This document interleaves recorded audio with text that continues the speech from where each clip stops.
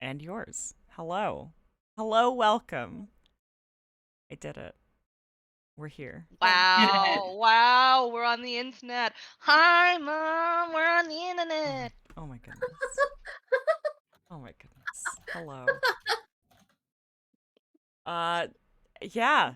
So I'm very sleepy as we go into this intro. I am just gonna get that out of the way.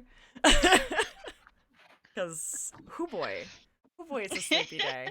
But it is also a Monday, and that means that we are here to play D&D, and it's Hellions of Carnocht, and we couldn't play last week.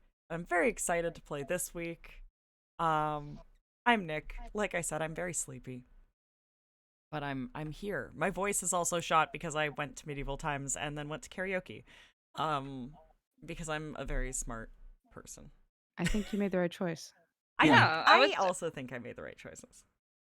there was only one choice before you, and that was to go to karaoke. And like, Listen, it was on the way home. It was practical. It was a very yeah, practical the decision. universe conspired for you to do karaoke. This is what I'm saying. The It could have universe, been Okay. shut. It yeah, wasn't. it wasn't not my fault at all. At all. Mhm. Yeah. But yeah, I hope everyone's having a lovely day. Um, and yeah, before we do intros and stuff, do we have any announcements this week? Oh I no. think everybody here is super cute, and Amazing. I'm proud of all of you. Oh. You're all doing a good job. Coca-Cola. Nice. It's In Mexico. in Oh. more serious announcements, Yes. I did a cover for Harlequin the animated series, and it's Ooh, out. You can buy Oh, it. oh my cute. gosh. Yeah. Very cute. It's in a comic store near you. It's the one that says, you know, Beautiful and Tushwing, and it's also got Bat Cow on the front. So, it's good. It's very You should go cute. check it out. It Um, is a thing of booty, if you will. Mhm. exactly. Uh, I will have copies of it also at MCM at the end of this month, which is taking place in London XL. If you're interested in hopping along, I'll be doing signings for most of the weekend, and I'll have Hellion stuff with me. It'll be fun. Cute. Cute. I love it. Very nice, very nice. All right. And with announcements out of the way, let's do our intros for the day. Um yeah, and we'll start with Ned, and I think our question today is what's their favorite dessert? We're going to keep it lighthearted. We're going to keep it cute. Oh, we scooched it. We we, s- scooched it. Okay, I'll we come up with scooched it. We something. scooched it. I know. I Yeah. know. Me too. All We're right. gonna keep it cute. So, hello everyone. I'm Ned. You can find me on the internet as at Ned Lazarus Wolf. I write comics. I draw comics. I mostly write comics, and I play Monty, who is our strangely glowing um, elf druid slash rogue. Um, and yeah, so Monty's favorite dessert is lemon cake. He just loves lemons. They're really sweet and zesty at the same time. Mm. Oh, very But nice. And Santa gave him one as a as his birthday present last year and threw it at his head, and it was great. oh yeah, that did happen, didn't it? Oh Yeah. yeah. Been so long. As So Mm. those are my fondest memories. Mm. The Xanth throwing a cupcake at Monty's head. that was very cute.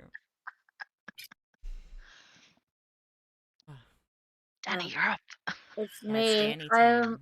no. There's no Yes. Emily to save you now. No. We're trying to keep it light. Everybody cries. Anyways, I'm Danny. You can find me on Twitter at @ByShalane. I'm a freelance illustrator. So yeah, pretty much just draw a bunch of D&D characters right now, which is great. Play Yenna, gnome-shaped tiefling. She's a wizard and a barbarian. we'll see how that turns out. Um, favorite dessert? I don't know. She likes like everything. She's such a sweet tooth character. She probably like tried and true classic is a strawberry ghetto, right? Like that's just Mhm. everyone's Mhm. favorite Very is good choice. like more whipped cream than there is cake. Like that's probably her. I feel like she needs the cuteness points in it too, where she's like Oh yeah. her favorite is also like the cutest one, you know? Yeah, yeah, Like it's always going to be good, but the presentation it matters. Yeah, yes. like Yeah. it's a strawberry gatto, but like it's been designed in the face of a bear. Oh. Yeah, she's the person that like would tear it up in like an Asian bakery. Because they always have like it's always immaculately presented and also delicious. I love it. Yeah. Hi, I'm Dodger. I play Yuli.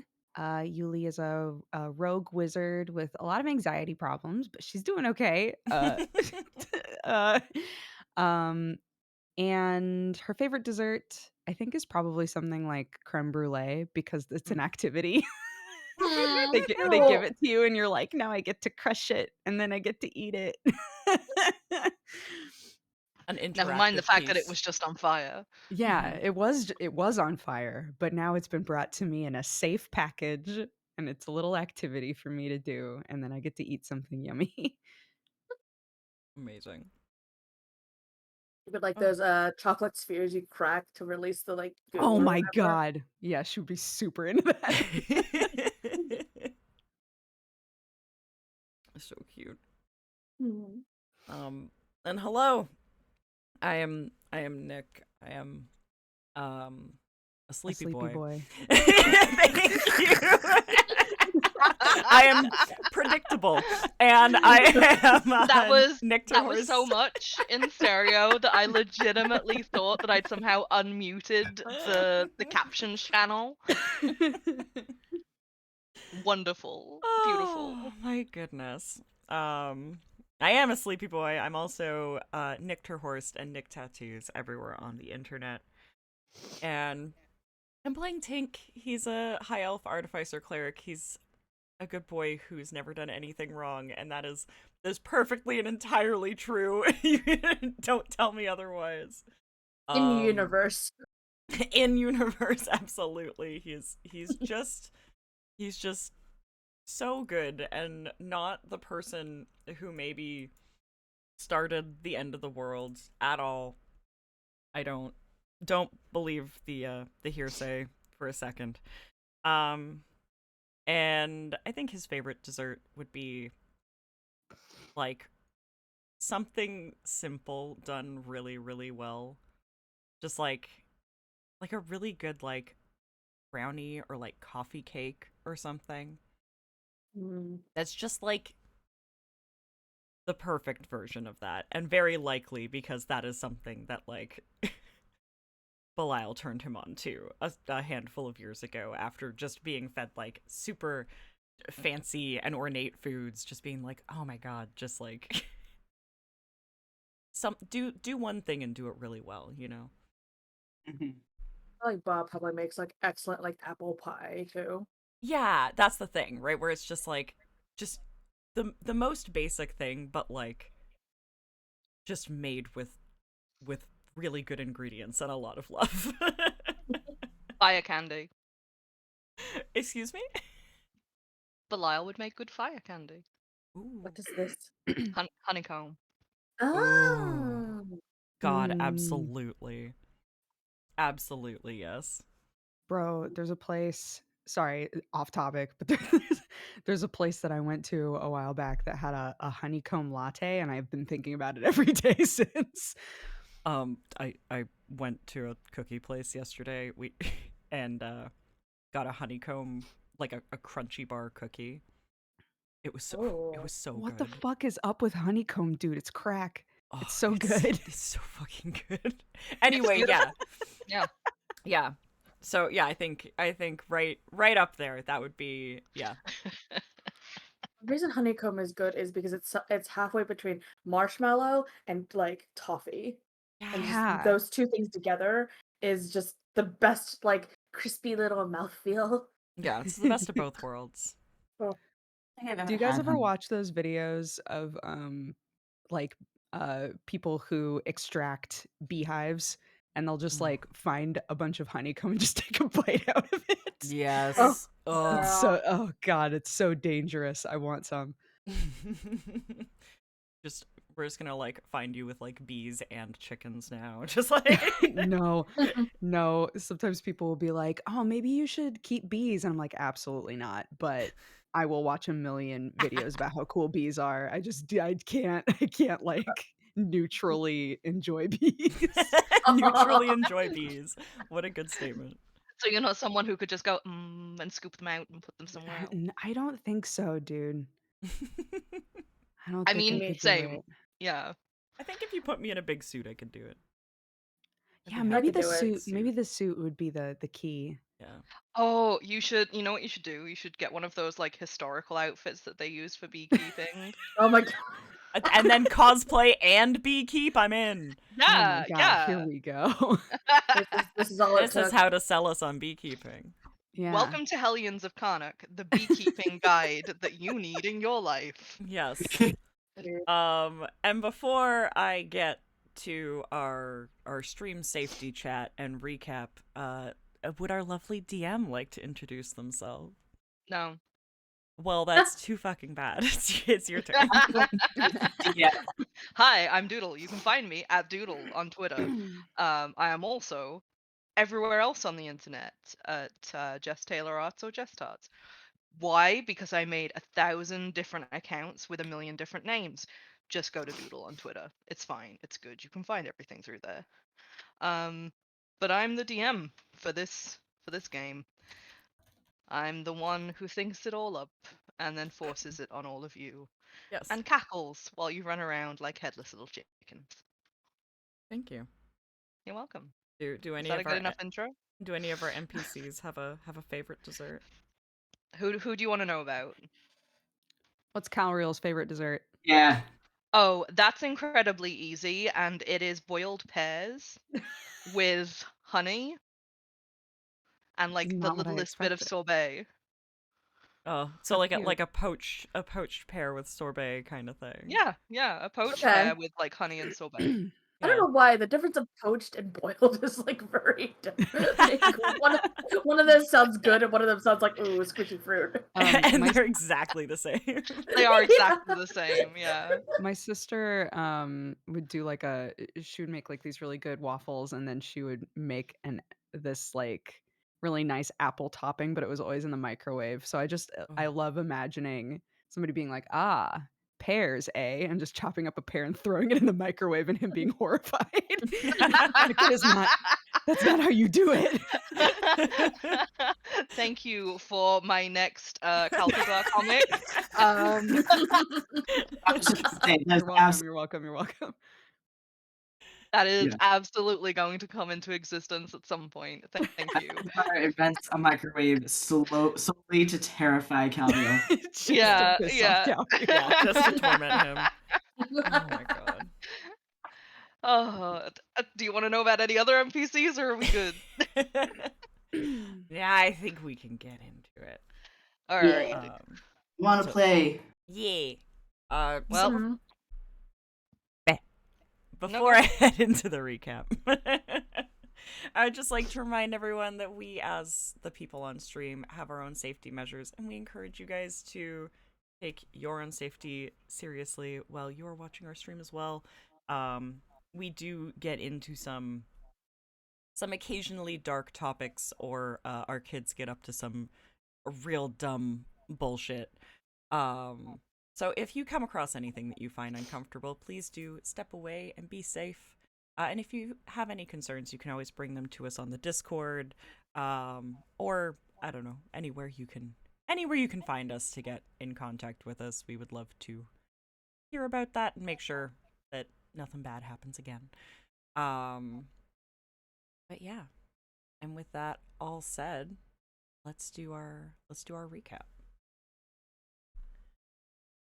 So last week on Hellions of Carnocht, As the world slowly settled to rights, the Hellions found themselves in the shattered aftermath of the medical wing. Confused and seeking answers, they drew Balthazar and Calriel into a discussion of what had just happened and answers about the perpetual motion machine that Balthazar had designed. They found the professor much more forthcoming than he'd ever been, answers both given and promised, as everyone agreed that more research was necessary. As the discussion wound down, Xanth made a careful declaration that he would be leaving.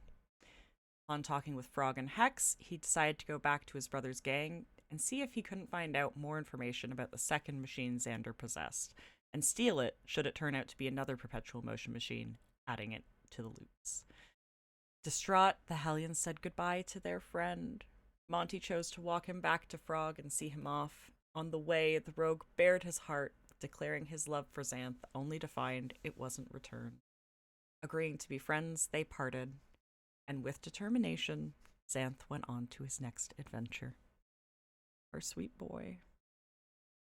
As we all just start crying. Yeah, baby. I was making a lot of facial expressions during recap. Oh, absolutely. So, So, with the intro being all done and said, and our recap being so wonderfully put forward, shall we dive into the game, my friends? Yeah. Yarp. yarp yarp. Brilliant. So, Xanth has gone, leaving behind a Xanth-shaped hole in all of your hearts. He has wandered off back to the city of Carnocht and into the shadows that make the city what it is.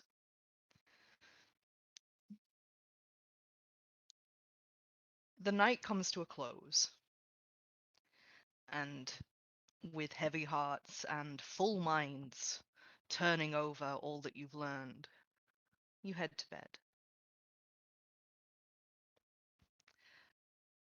I offer you all a full long rest to recoup anything that you need to. Nice.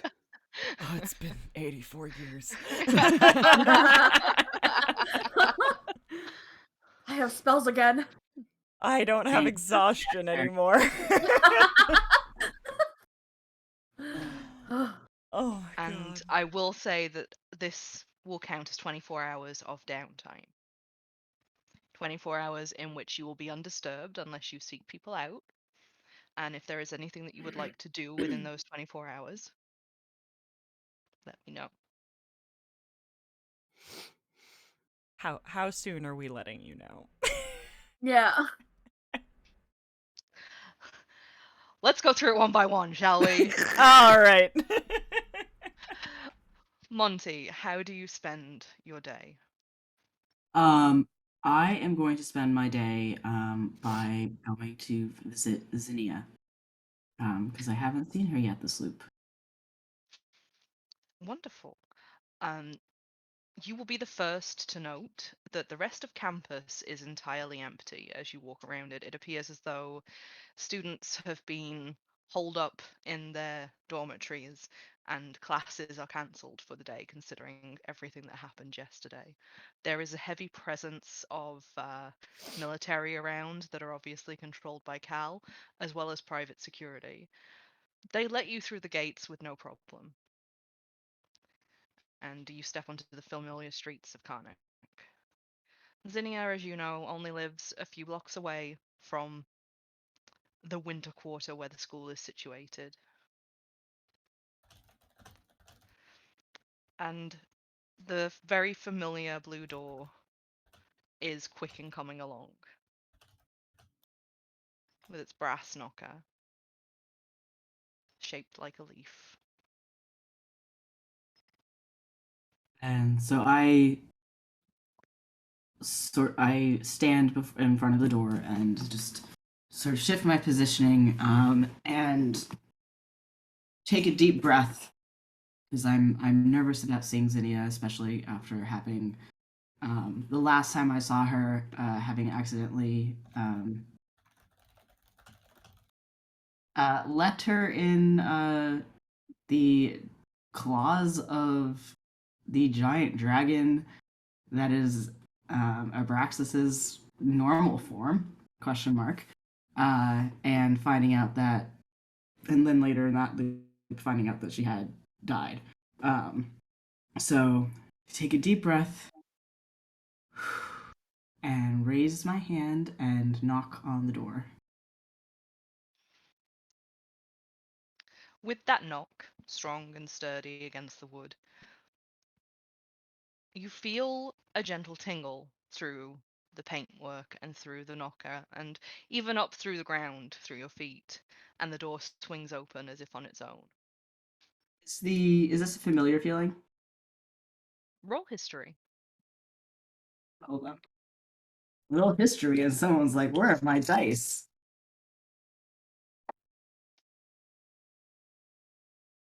Okay, history. It's 17 plus 5, so that is a 22. You recognize it as one of the ward spells that Zinnia has put on the entryway to the house, and it has recognized you as a friend and therefore invited you in. And it's in place specifically so that any clients or friends of Zinnia's who come around when she isn't available will be instantly let in. Cool. So I step into Zinnia's house and look around and say, "Hello, Zinnia, Garrett." There's the soft noise of puttering from the back room, and then a very familiar face leans around the corner, grinning broadly. And Zinnia looks as though she's having the best life that she has ever had. The last time you saw Zinnia, it was almost as though the weight of the world had been hunching her over, slowly forcing her down. It appears that this loop has been much kinder.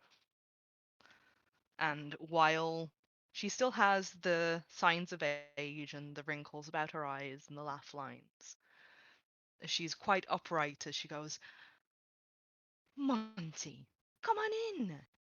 The door is open. Make yourself at home."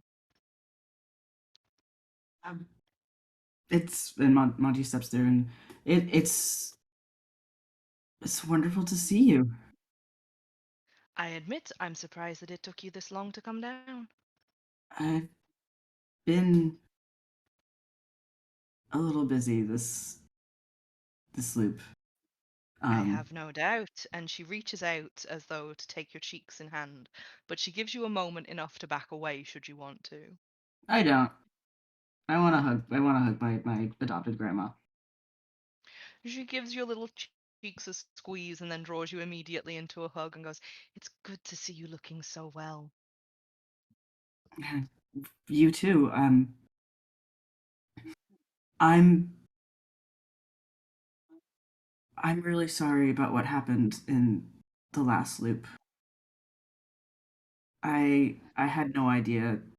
Just I had no idea what was going to happen, and I feel so bad for leaving you behind. "Oh, you silly, kind boy." And she pats your hair. "You never should have held on to that. It's not the first loop I've died in, and it won't be the last. I knew what I was doing when I told him to keep me."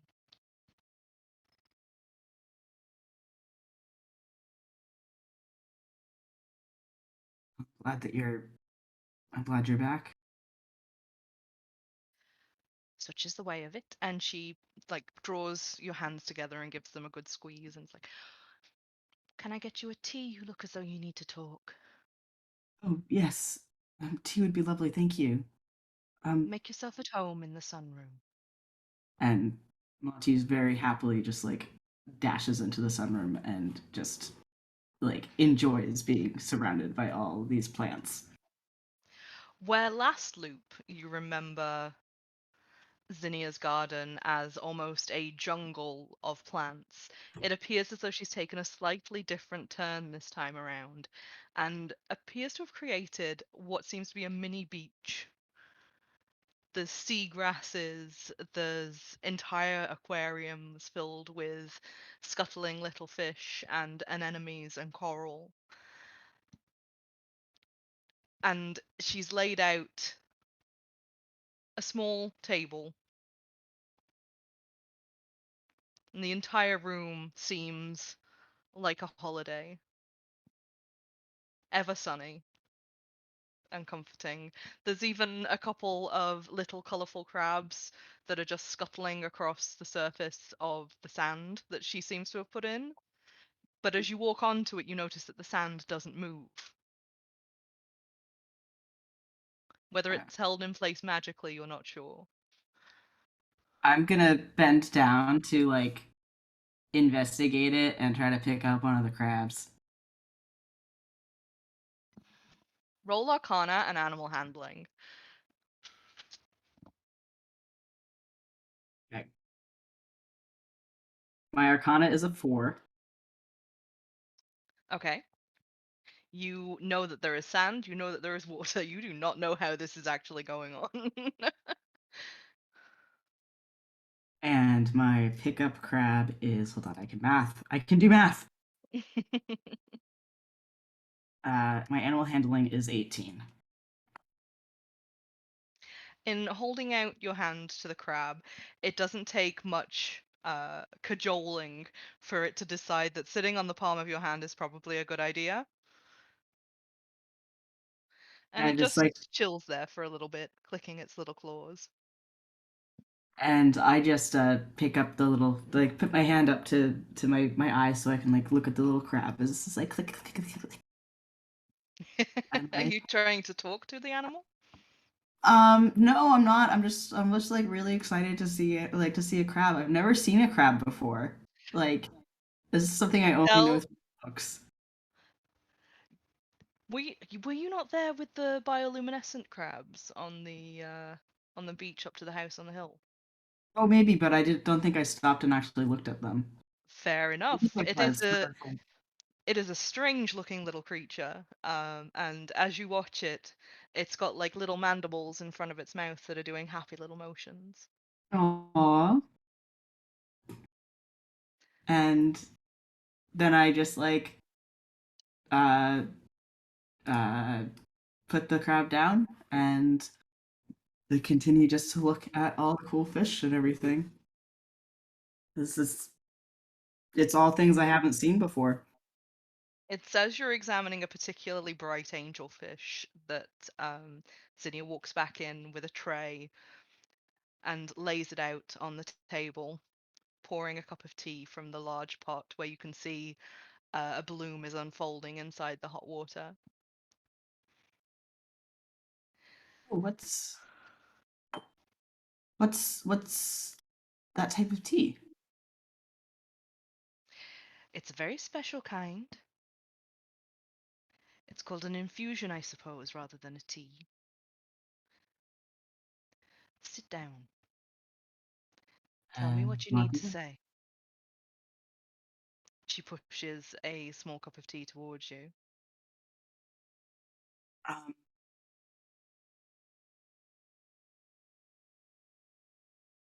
I there are a few things that have happened over the last couple of loops, and um, I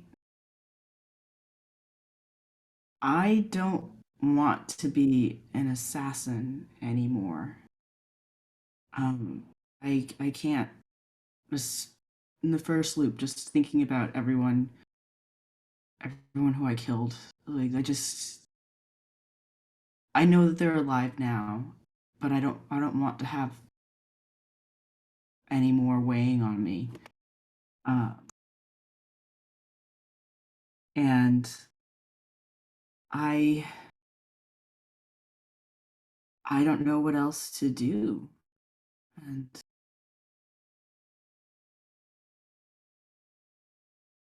also I'm like glowing, and this is strange. I was But going to say if you were ever going to mention that, but it's the yeah, guilt that weighs most heavily on you. yeah, the guilt weighs more than the guild. Um,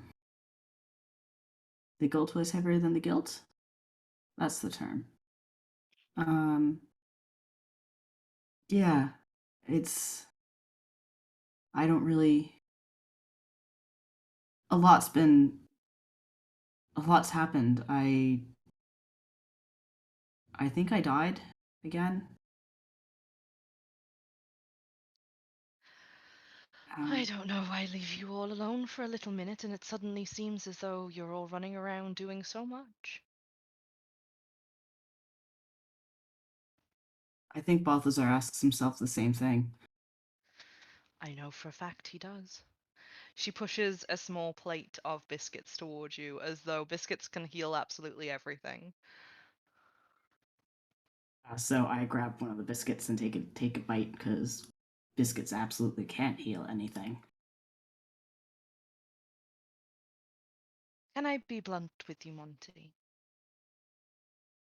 Of course, You shouldn't carry guilt for those that you've wronged in the previous loops. It's too late now to stop your actions from then, and no one alive remembers them other than your group.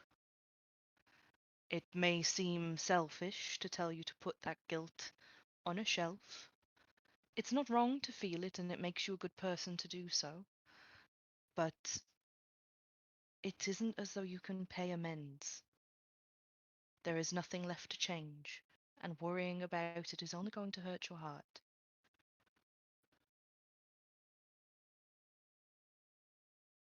You're a different and man Monty, now than you were then. um, I really am. I. It's only been a few months, but I think back. I mean, a few months in my reckoning. I don't even know how to really explain all these loops. It's beyond. The time is beyond me, but it's things have changed a lot, and I barely know. I don't recognize the man I was.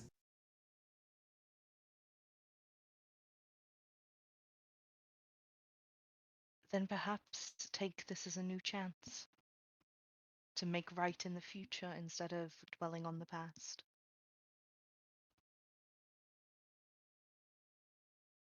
I, and Monty just turns, looks down and looks at the cup in his hand, the biscuit in the other, and then looks up at Zinnia's. Yes, it's a fresh start. Entirely. I mean, I don't even have any of my scars. It's I I guess I really am I'm a new man, for lack of more interesting term. You mentioned that you died again, and yet, was that the last loop? Was it this loop? I It was this loop. And yet you sit before me. How? I don't know. I knew all I knew was that there was pain, and then there was nothing. There's just conscious. There's just whatever whatever I am, just floating in nothingness and peace and calm and nothing. And then pain, and then I was back again. and I looked like this, and he just gestures to gestures around his head with and like is looking at his hands and says the fact that they're glowing and his freckles are look like stars and like I don't know and I don't breathe. I and I'm taller now and I don't know what's it's Careful, careful. You don't need to say it all in a rush. She holds out her hand as though reaching for one of yours, but gives you the time to respond. and so he takes her hand. And she draws it to her, turning it over and looking at it with the kind of intent that someone who is trying to glean something other than just the shape of it would look at her hand. And she manipulates your fingers just slightly so that she can see the glints of gold in your skin catching the light. And she frowns just a little before giving your hand back, putting it on the table with a little pat. What was the frown for?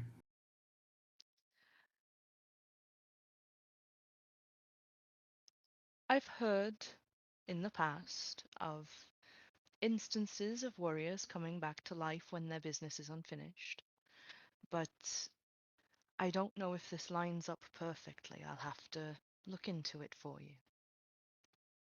You said you don't breathe anymore. At all? Not that I've noticed. DM, do it. What should I roll? Roll perception on yourself. Okay, perception on myself. Is that an advantage or disadvantage? With Monty definitely a disadvantage. No, just roll straight, roll straight. Yeah. So that is a 14. With a 14, you would have said that you didn't breathe at all, but you've definitely noticed yourself expelling breath while talking, which means you must have at some point taken a breath. I don't I don't feel like I'm breathing, but when I speak, air comes out of my mouth. But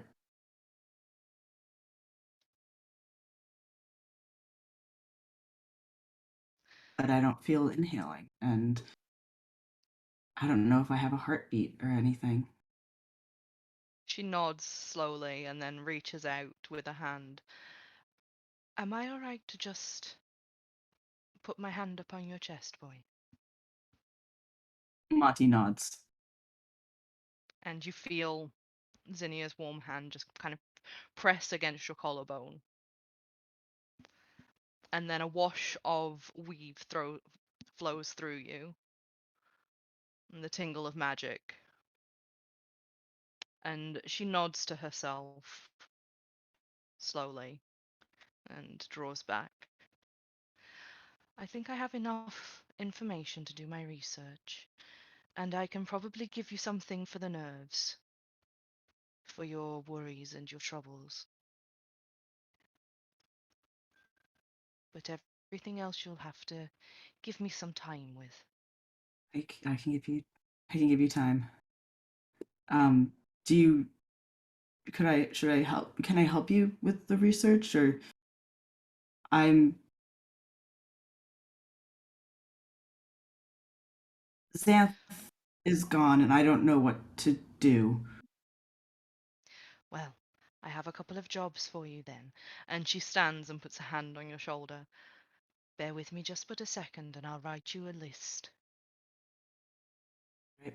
And she heads out of the room into what you know is her private study. Mm-hmm. And she's gone for a good few minutes, through which you see one of the creatures in one of the tanks that she's got is kind of waving little tendrils on the side of its face and just looking at you quite curiously.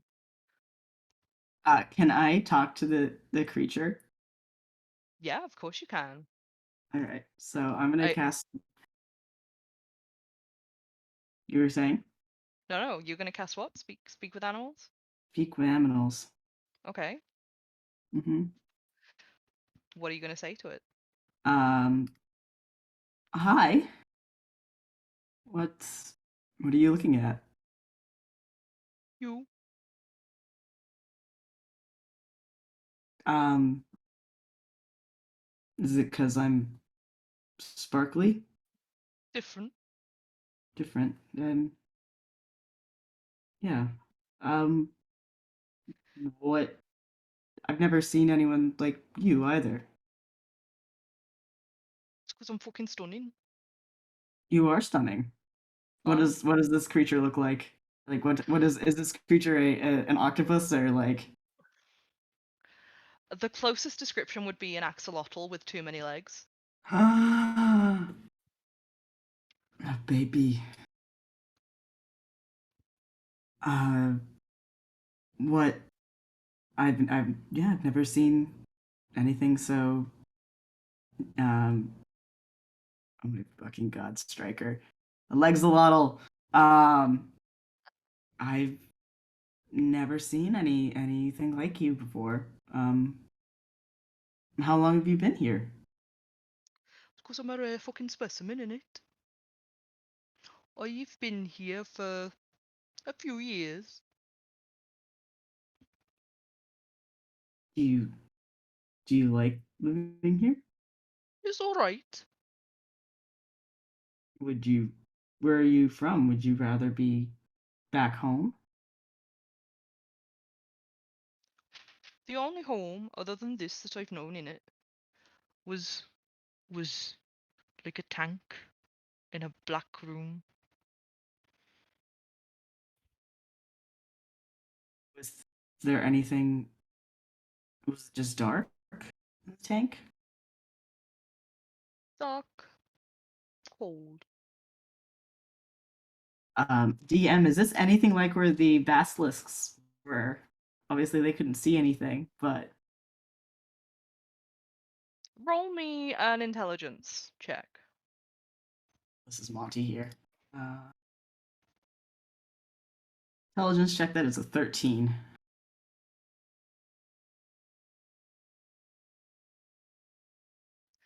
With a 13, it could be, but you genuinely don't have enough information to say for sure that yes, it is.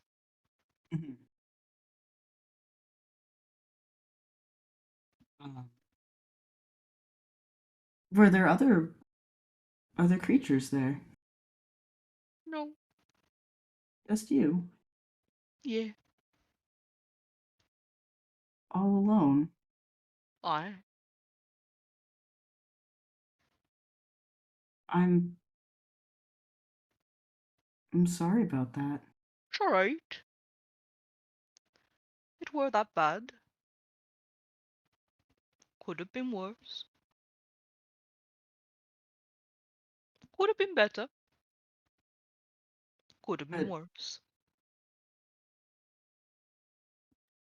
you've got are you able to talk to people here? Sometimes. And it turns around and kind of wiggles its tail at you, and you notice that in its tank there is like a big network of caves, and it just seems to wiggle its way into one of those as though it's done talking now. That's fair. Monty's not a very good conversationalist. And the moment that it's sequestered away, just a one big bubble comes from out of the cave and pops on the surface of the tank. Aw. Very cute. And as you finish conversing with the Lexalotl, um, Zinnia returns from her office and she puts down a tiny vial of what looks to be liquid on the table. This is I'm for gonna pick you. it up. Got it. This is for you. You take it twice a day. What is it? It'll help with the heavy heart, she says, and pats your arm. And this is the list of all the books that I think mention what's going on here.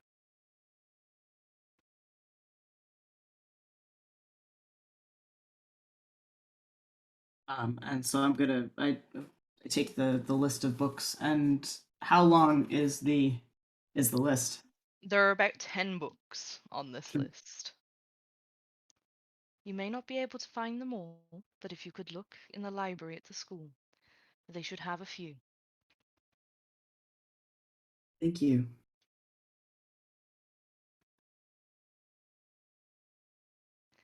And I would let you know your room here is always ready.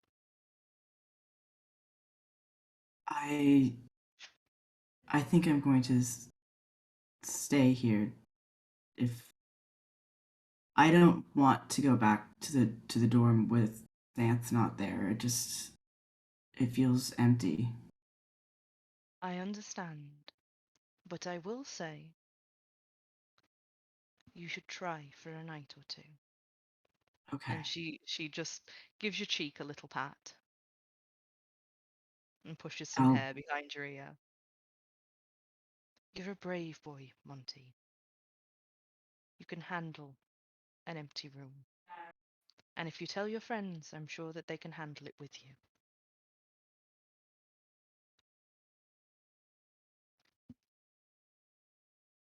I, yeah, I they will. Your room is here if you ever need safety. But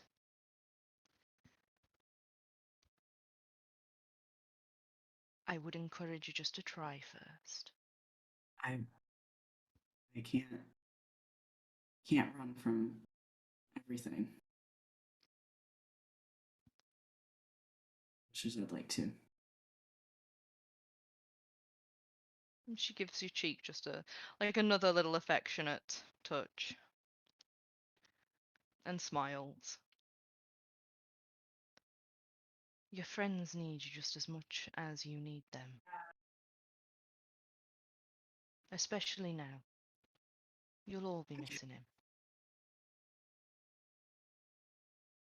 him. Thank you. Um, can I take some of these biscuits back for them? You can take an entire bag, and she runs off to the kitchen instantly.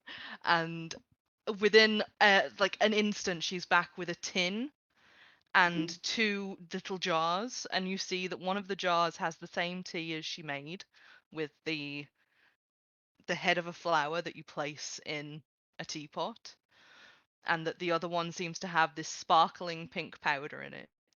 And she hands over the tin and the jars, and she's like, "Take these. There's two types of biscuits. There's the ones that I gave you, and then there's another that's got a little jam in the middle. And this tea is for Carmen, and this is a special concoction of my own making, and I think you'll like it. It makes the tea taste like strawberries." Really? Thank you. Um, and before I go, where's where's Garrett? Is he safe? You see, she takes a moment and looks almost disappointed that you'd asked, because it makes her have to think about it. But she gives your hand a little squeeze where you're holding all of the things that she's just given to you. He's safe, far away from here. We thought it was best to keep him out from under Abraxas's eye. Yeah. You guys keep as few people away from. Well, keep as many people away from Braxis as possible. Well, he is my weakness, you understand. It's easier to know that he's out there safe somewhere than it is to think of Abraxas getting his hands on him. Do your friends want sandwiches? And she goes back into the kitchen. Yeah. and comes out with several more tins, and she's like, there you go. Now you've got a nice lunch for you to take, but do you need a bag? And she runs off to go and grab like a little yarn bag to put everything in for you. And Oh, by the time she's finished and you're at the doorway and saying your goodbyes, you are laden down with 3 bags that are full of food. There's a blanket in there. There are like some medicinal teas, and she's given you like some little hard candies that are aw. supposed to help your anxieties as well. And I will specifically say the little liquid drops that she has given you and the hard candies both have calm emotions on them.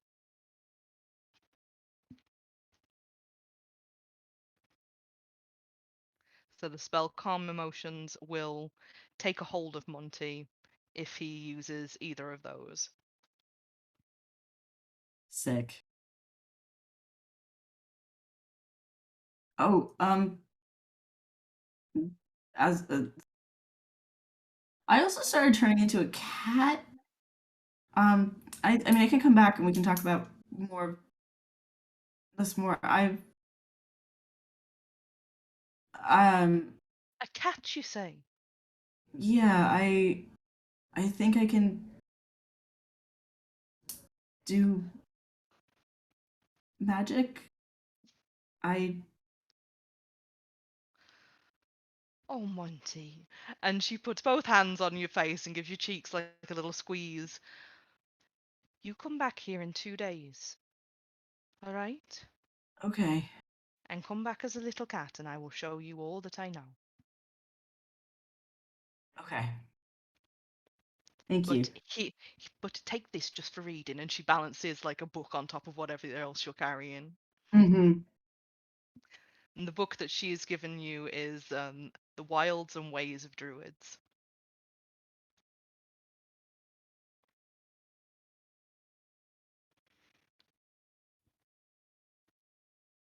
So with that, I can't exactly give her a hug because of just how laden down I am with everything, but But she gives you um a hug. okay. She gives you a hug, and she takes at least a good more 10 minutes just chattering away to say goodbye. Mm-hmm. And I'm just a very happy lad because I gotta see my grandma.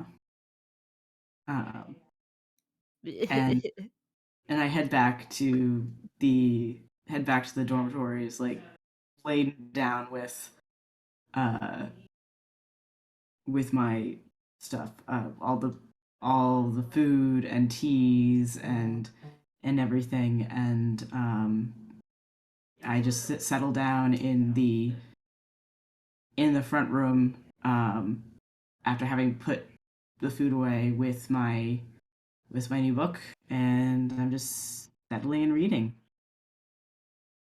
Is there anything else that you would like to do with your downtime as regards to any spells or anything you would like to research or investigate? Uh, I actually am going to head to the library and see what I can find of these books. Okay. Um, Do me an intelligence roll.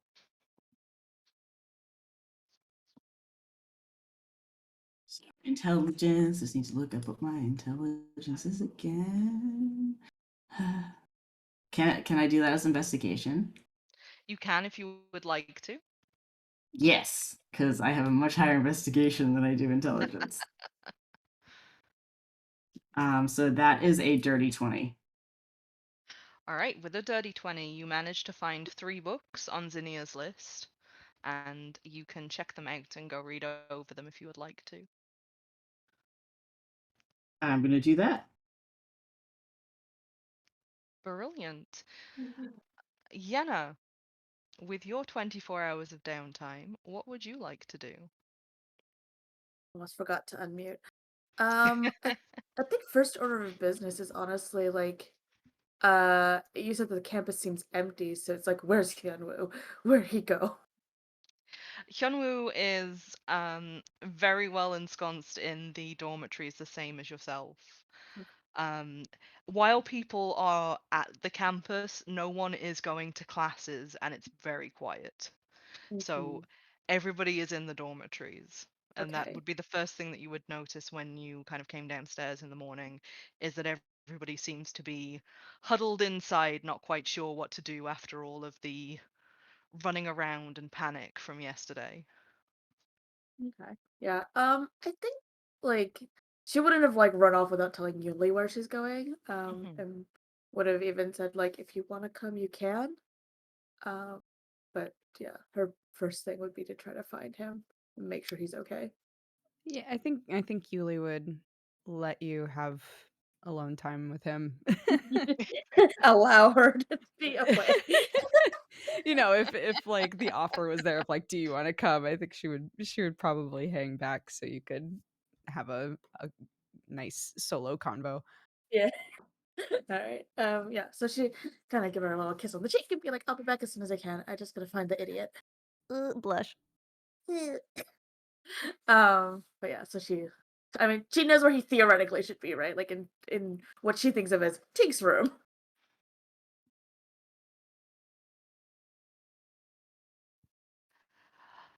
You find Hyunwoo in Ting's room, just kind of sitting at the bottom of the bed, taking apart a device.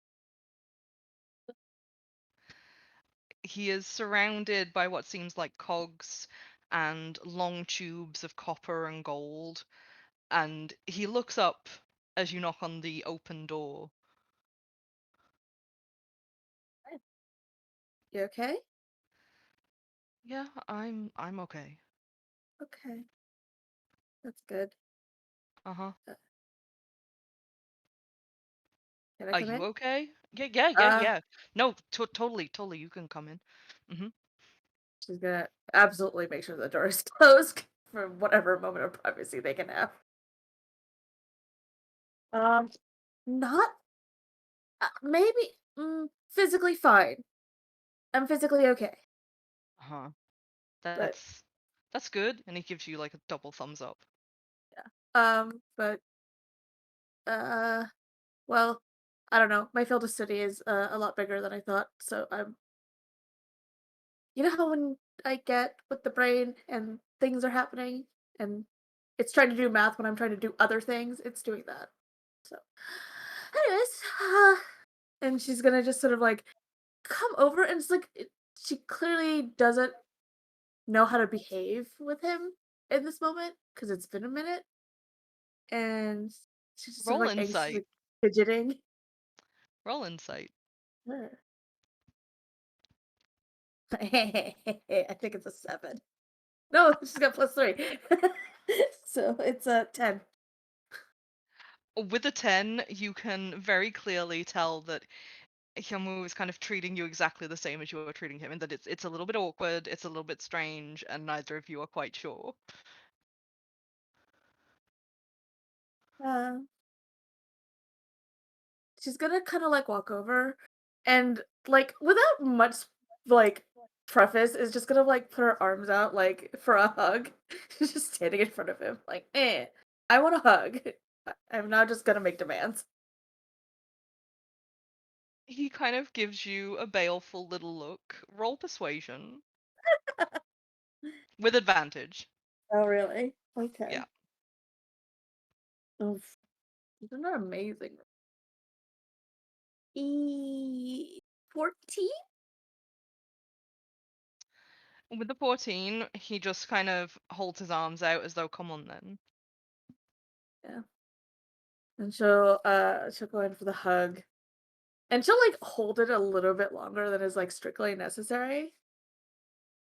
Oh, he would totally contribute to that. You have like an elf's head just kind of resting his chin on top Yeah. of your head. So, Um with the veg. Yeah, so so, she's just going, what? so we're good, right? I mean, I don't think we were ever not good. I was just really stressed out when you showed up. And Uh-huh. yeah, because we I got the impression that you didn't really want me to be here, and no. uh, Okay, so uh-huh. to explain, so you know that we are like jumping through time and things are super weird. Yeah, and it's super Right. fucked. Yeah, no, Yeah, no, yeah, I yeah. know. So Yeah. so right before I saw you, we had just come back in time, and the last thing I saw was you get disintegrated. What? That doesn't. Yeah, I don't like that. That does not sound cool. it was real bad. Oh And I was man, trying I to don't bring want you that to happen. I was trying to bring you with us, and then I couldn't, and then that happened, and then I saw you, and I was just like, this stupid motherfucker is here again. He, in reaction to all of this, he's just like hugging you tighter. Yeah, and then I thought that I was gonna have to watch you do that again, and I did not handle it very well, but and then she just starts Understandably. crying, just Oh pouring no. tears, just Oh big no. dribbling tears. Oh no. I can promise not to have that happen again. I can try. Yuli! Yeah, Yuli! she's in her room, and so yeah, uh, I they're gonna yell at me about this later, but here, and she's gonna take out the stone that was given to them for like if we can bring one person back, or this might work. And she's just gonna like shove it at him. You see he looks at you and then looks to the stone, and then looks at you, and then looks to the stone, and then looks at you, and then looks to the stone, and it's just like, Anna, this is just a piece of. I mean, it looks like a crystal matrix of quartz, but this is a rock. It Why is are a you rock giving me a rock? because she's gonna pull out hers and be like, "We all have one," and it seems to be what helps us like be persistent, right? And so Balthazar made this. We were supposed to decide who maybe could come with us if it happens again. And I'm making an executive decision. Tink is gonna have to fight me about it later. Oh boy, Yeah, this because is. I can't do that because I just I want I think I just witnessed Tink kind of go crazy from that, and I'm not willing to go through that. So yeah, Okay. And he takes the stone and tucks it away in one of his many pockets and just gives you another big hug. I promise I'll do all I can so that you don't have to watch me be disintegrated again. Partly because that sounds very unpleasant and I don't want to go through that, especially not now that you've given me a thing that would make me remember it. So, yeah. I think yeah.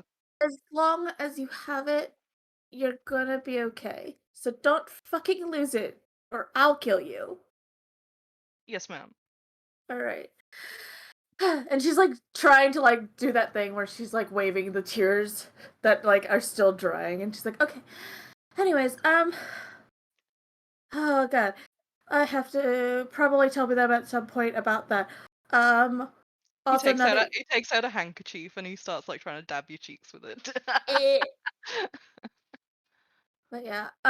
Also, I had a conversation with the last loops you about things, and it complicated things a lot. Um, so I just want to make sure we're on the same page. Okay. Um, And what well, page is that? I know best friends still? Yeah? Yeah, Okay. Um, always. right. And then um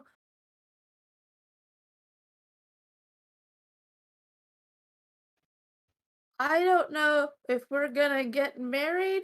Are you okay with that?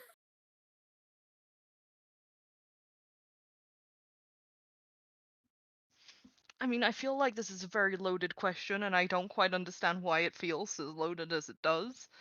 But um this is also a very complex question to answer. Okay with is probably yeah, yeah, no, I could be okay with it, but I could also not be okay with it. Whatever you need. Uh oh. Um no, it's okay. I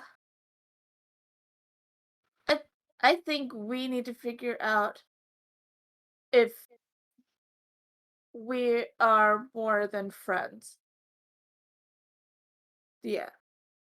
Regardless of what our parents were trying to make happen. He makes a little like frowny face at you as though he understands what you're trying to say, but you know, we were the families that we're in, we were always going to have an arranged marriage. Like Right. with someone.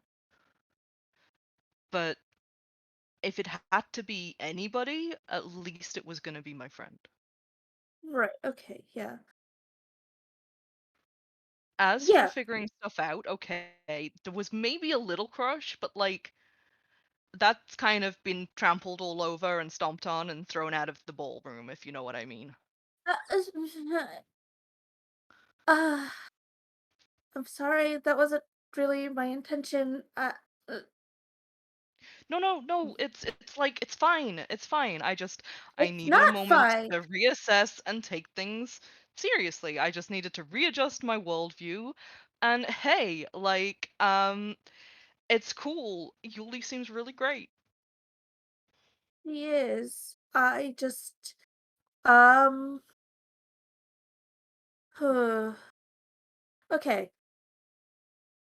I didn't know until recently that you might have been looking at that as more than like, oh, good, if we're gonna get arranged marriage, at least to each other. Yay! As more than anything of a, thank God it's not some like, you know, fucker I've never met before. I I thought mean, that was it. I didn't know. it's it's difficult to kind of explain this without it feeling kind of icky. Oh, I'm sorry. No, no, it's okay. It's cool. It's just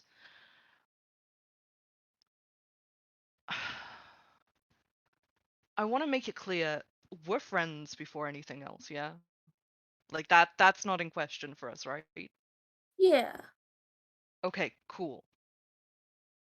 Well, sometimes you kind of like your friends a little, you know? Yeah, I mean,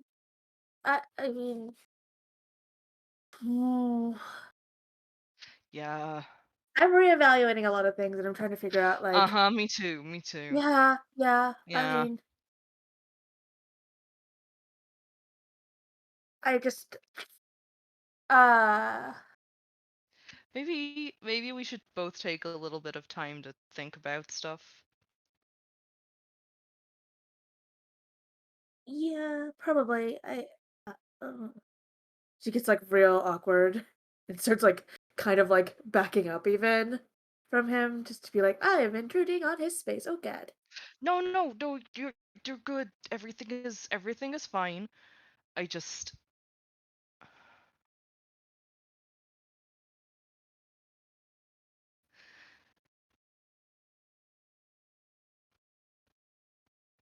I just think we need to put the world to rights, you know?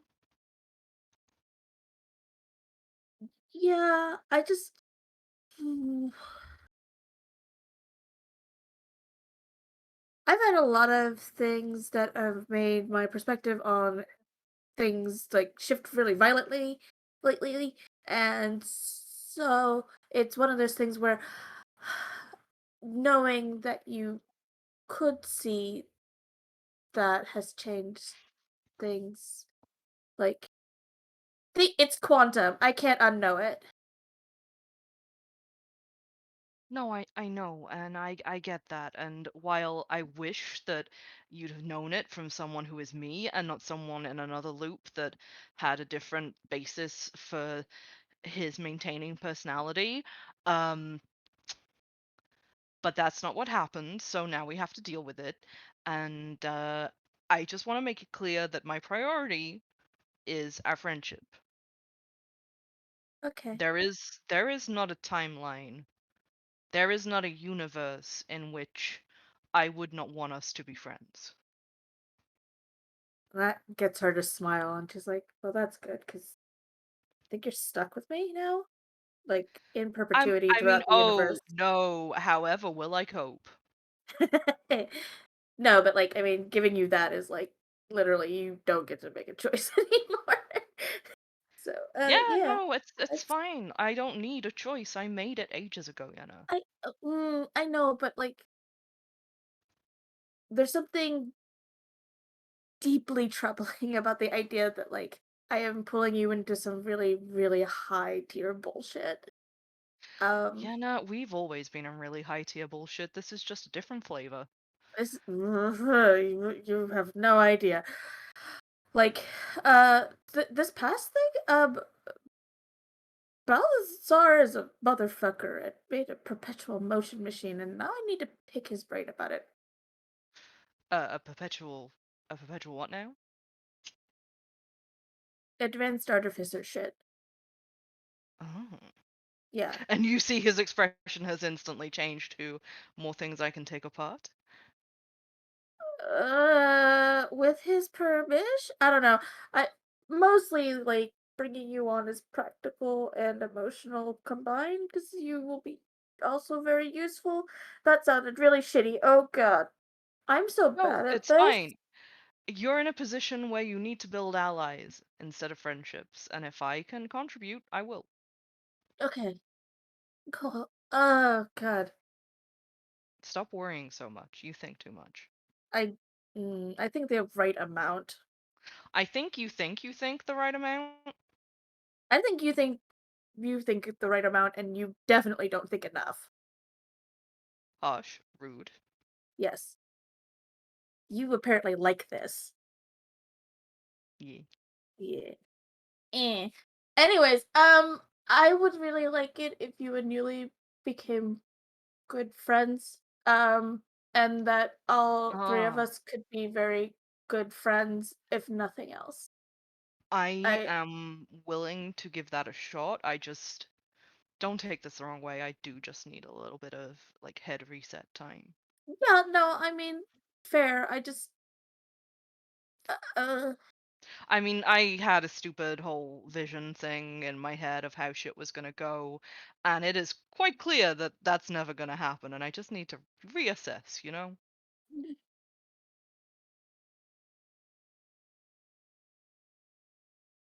You know? yeah, and Yenna's just gonna sort of uh, like kind of cross her arms and be like, yeah, just whatever you need to do. Uh, I think we both had ideas of how things were supposed to be, and a lot of that has changed. And so maybe just new ideals will take shape. And then we can discuss it.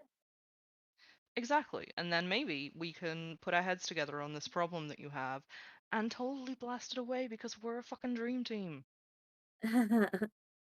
Yeah. Okay. Well, um, Yeah. welcome to the bigger team. Um, Thanks for having me. It is an honor.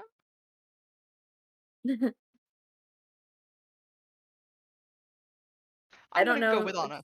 Yeah, I don't know yet. It's incredibly stressful. Like Yeah, I'm getting that vibe. Mm-hmm. everything is not everything is bad.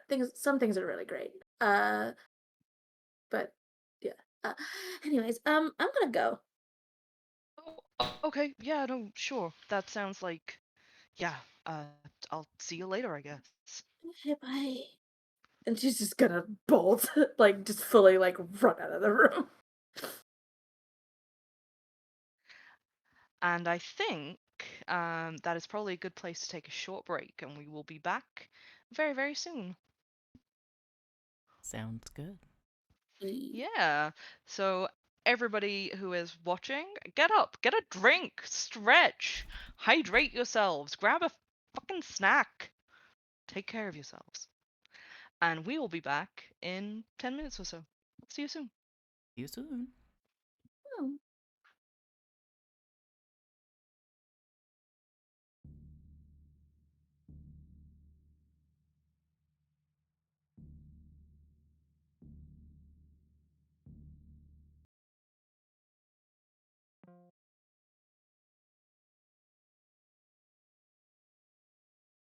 Hello. Hello. Welcome. Hi. I refuse to say hello. Welcome back. It's too late. You said it. Oh. Yeah. Get hecky. Well, that's it. We're over. Sorry. I'm just sitting Stream here shut down. I'm so sorry. It's okay. Yuli and Tink can still talk. We've got I all was the gonna information. say, you don't need a DM for that scene. Welcome back. If you have been with us since part 1, thank you so much for sticking it out. And if you're just joining us, hello. Welcome to Terrorizing Teenagers. Eyebrow You're wiggle. watching Hellions of Carnocht. No eyebrow wiggle. No Eyebrow wiggle. eyebrow wiggle takes it Me. to a. Did you all know that hello is short for Hellions? Oh my god. You know, I think you're right. Helio? Helio. We should say Helio. Helio, Helio. everybody. Oh my Helio, god. everybody! It's Oh, Hellion God. time. I know Cringe is dead, but no. I love that this is how the raid has found us. Yes. Welcome, Raiders. Welcome, This Raiders. is how we're Welcome, always. raiders. Yeah. So, now hopefully that our watchers are hydrated, fed, and a little bit stretched. Wait, Mhm. feeling better. Mhm. Good. We'll dive right into part 2. Yuli, Yep. with your day of downtime after the harrowing events of the last couple of days, what would you like to do?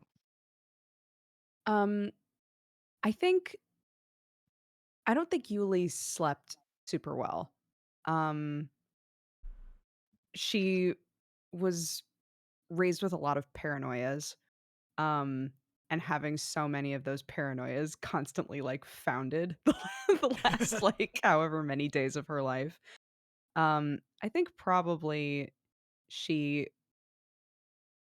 kind of pretended she was all right, waited until Yenna was asleep, and then started like checking and rechecking all the locks on everything and like fretting about their safety probably quite a bit.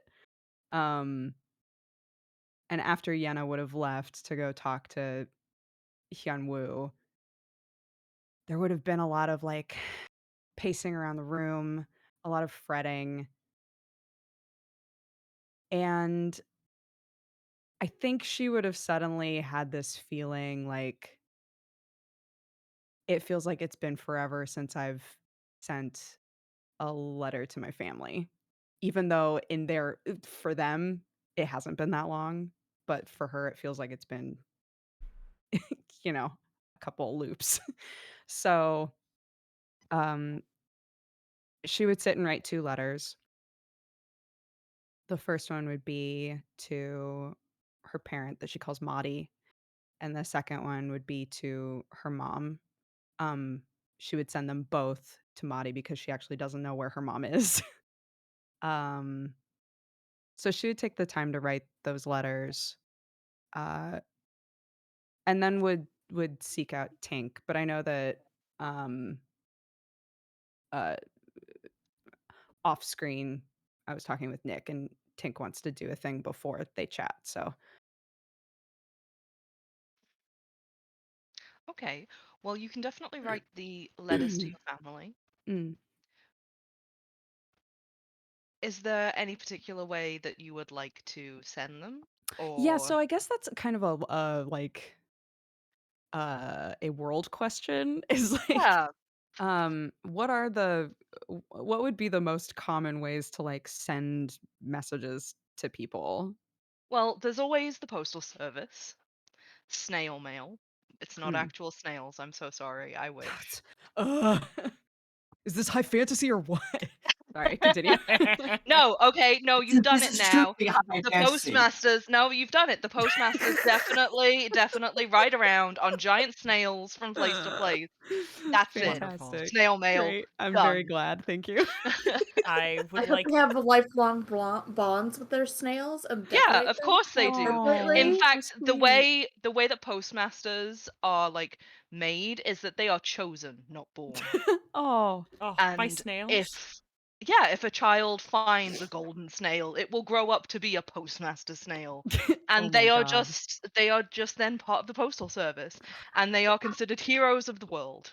And now I want to, because there's definitely somebody who found a snail and was like, fuck, and has no desire and has never wanted to be a postmaster but was forced into that life. And Somebody quick, get Scoom. Yeah. that's Scoom's character. Yeah. Anyways, Sorry, we will have a guest named Scoom sometime. At some point. gonna go ahead and message He's him and be waiting in the like, wings. hey, Yeah. I've made your character for I you. figured it out. Get in here. Oh my god. There you go. The postmasters are snails of destiny. Great. Oh my Yeah. god. Now going back to the snail races, like I was gonna say, like, I would like to race these snails.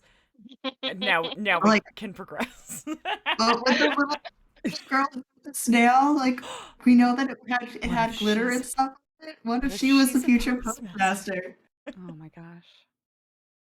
You need the snail For There's lips a those on. snail lore in this Apparently. world. I'm now disappointed I talked to a Lexlotl and not a like sea snail. You could have. Could have. But yeah, she would just do that. I'll send you like what she would have written to them DM Yeah, of course. after Like I after said, stream. there is snail mail, and there's also courier, and there is also like a magical form of sending, which is like instant post, first class kind of thing. So you have your choice of those depending on how soon you would like your family to receive those letters. Ooh, interesting.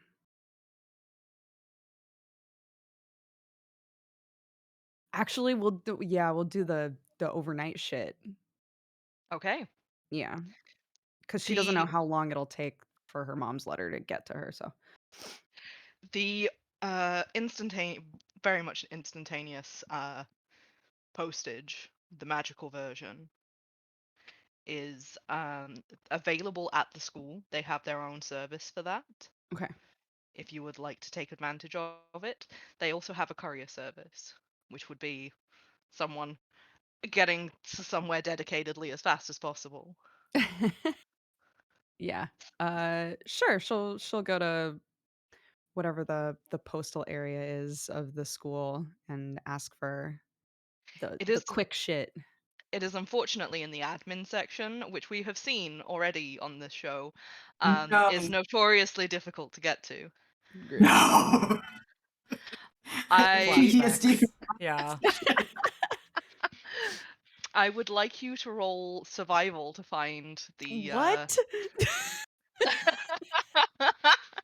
I would like you to Alright. roll survival to find the admin area. Okay. All right. Come on, If baby. you ask me, can I assist? Oh, I'm a halfling. Wait. Ah! Fucking natural one. Why? Oh, thank God. Okay, 19. With a 19, it takes you about an hour to find where the postal system Oh is my in the school. God. Okay. And you ask no less than 5 people for directions on how to get there. Only one of them is right. And Um, luckily, you pass with the confidence that they give you those directions that that person is correct. can I don't know what I would roll for this, but can I Yes. try to, once I realize how difficult it is to find this place, can I try to make a map for myself Yeah, of course you can. to like reference in the future if I need to? I would like you to make an intelligence roll and a survival. Okay. Actually, no, a performance and a survival. Performance. Okay. Oh, I'm actually okay at that. Let's see. 13 for performance. Okay. And then survival? Yeah. Ooh, a 9. Okay. You make a squiggly, slightly passable map. Okay. There are a couple of things missing on it. It's the kind of map that your dad draws you when you have to get somewhere and he only travels by landmarks and not road names. Right. So you've got like landmark classrooms and wiggly corners to some things. Okay. But if someone knows how to read it, they'd be fine. Okay. Cool. And as you take your letters to admin and you manage to find them, it's incredibly busy. You are not the only person wanting to use the instantaneous post today. In fact, there is quite a long line. How how does it work? Is it like take a number or is it like stand in line? It is very much stand in line for the courier service, and it's take a number for the magical service. Hmm. Okay. Because asking any sort of admin section to decide on anything would never. No, absolutely not.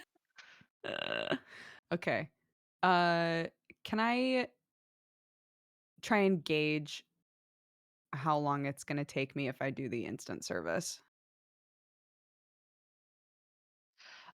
Yeah, roll perception. Actually, roll insight. That's a better way to do this, I think. Okay. Uh, oh my god, math. 22. With a 22, you can definitely tell that with the line that is currently in place for the courier service and with how slow the courier service is, it's an overnight service. It could be several hours before you get the chance to actually post your letters, and then you have to add on to that the travel time that it would take to get there. For the magical service, it would be within an hour or two that you would be seen, and then the letters would be there because it is an instantaneous service. Okay. If that's the case and it's number based, I was gonna say if it seems like that line is gonna take forever, she would just try to slip into the queue. Um, but if it's only gonna take like an hour or two to post the letters magically, then she'll just do that. Yeah, by far there are more people waiting for the magical service than there are the courier service, but it's going to be quicker way to post it. Okay. Yeah, she'll just do that then. You also know that the way that your admission to the school was based on and put upon you is that you have a certain amount of free instantaneous packages that you Oh, can send. sick. You can use it 10 times, so this will be two of your uses. Okay, cool. So Noted.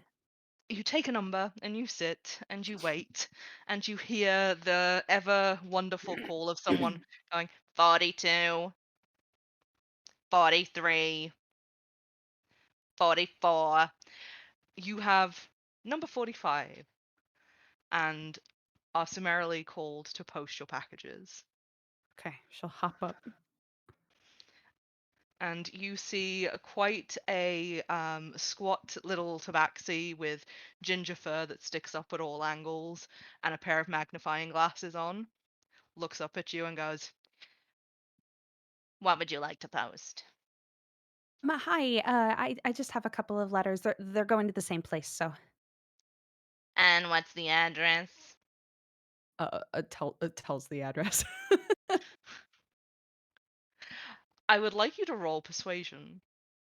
Persuasion. Okay. Oh, a nat 20, baby. The tabaxi looks at the letters and then gives you a once over from head to toe. "What's your student number? What are you here studying?" As she pulls the letters away. I'm in the wizarding track. "I need you to fill out this form in triplicate." And she puts three pieces of paper in Why? front of you. I'm just it's just to send a letter though. I mean, "You're on the wizarding track, right? With a supplemented entry. y- yes. We need the paperwork to show how many times you've used the system. Please fill Oh, out the form in triplicate." And she puts a pen in front of you. okay. um, she'll fill it out. You notice as you are filling it out, it asks for way more information than you should need to post something. Do I find that weird? Roll insight. Great. Ooh, 14. It's a little weird, especially because it starts asking if you are taking in any supplementary income while you're at school. Um, I would like to sort of act as though I'm swapping glasses, like these are my reading glasses, but I'd like to put my glasses on that see-through illusions. Ooh, go for it. Yeah. So she's gonna do that. I don't know if you want me to do like sleight of hand. She's not pretending she's not putting on glasses, but I think she's trying to do it casually. Yeah, roll me a sleight of hand and we'll see.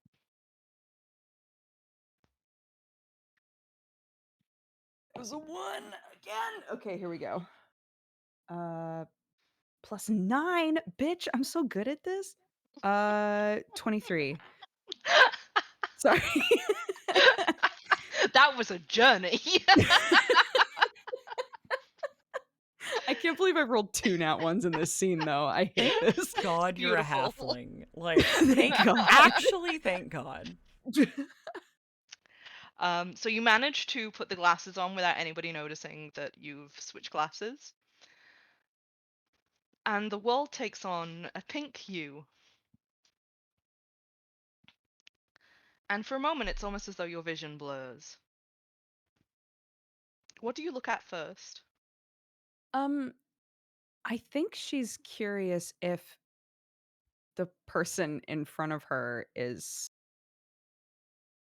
she's just trying to make sure that she's not like being goaded for information by somebody like under false pretenses, I guess. So she'll look at the tabaxi first. For a moment, you see a tabaxi, the same one that you'd been talking to. And then your vision blurs, and the rose color takes on a different hue. And suddenly, that tabaxi is a hunched figure, hairless, with gaping eyes and a mouth full of knives. Its Ooh, ooh. shoulders hunched, long fingers holding on to the 2 envelopes that you want to post. And it gives you a look.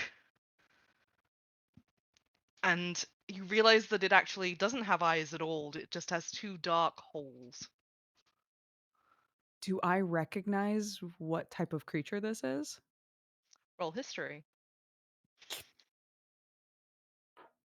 Ugh, not great. 8. No, you do not know what kind of creature this is, you just know it should not be here. Right. If I look around, are Mhm. there more of them or is it just this one? The entire room is filled with these creatures. Okay. Apart from the students who are waiting to be served. Okay. I think um I'm going to I guess roll deception to see if I can act casually. Okay, 19 to act casual. Mm, uh no, I've gotta roll an insight. yeah.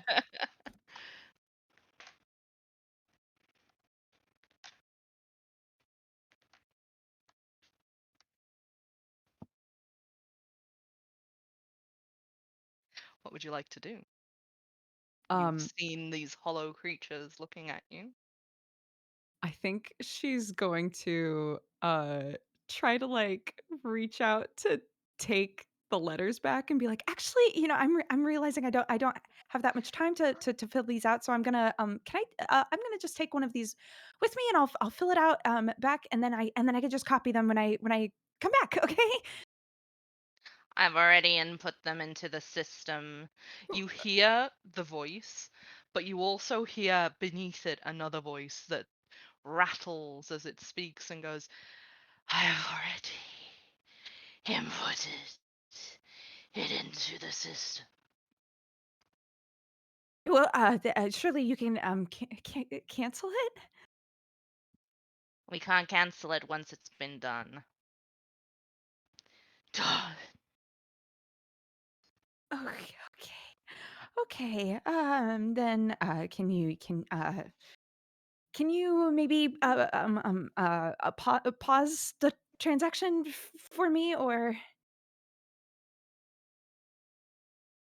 Those hollow, empty eyes look at you, and it gives you a grin that bears even more of the knives in its mouth.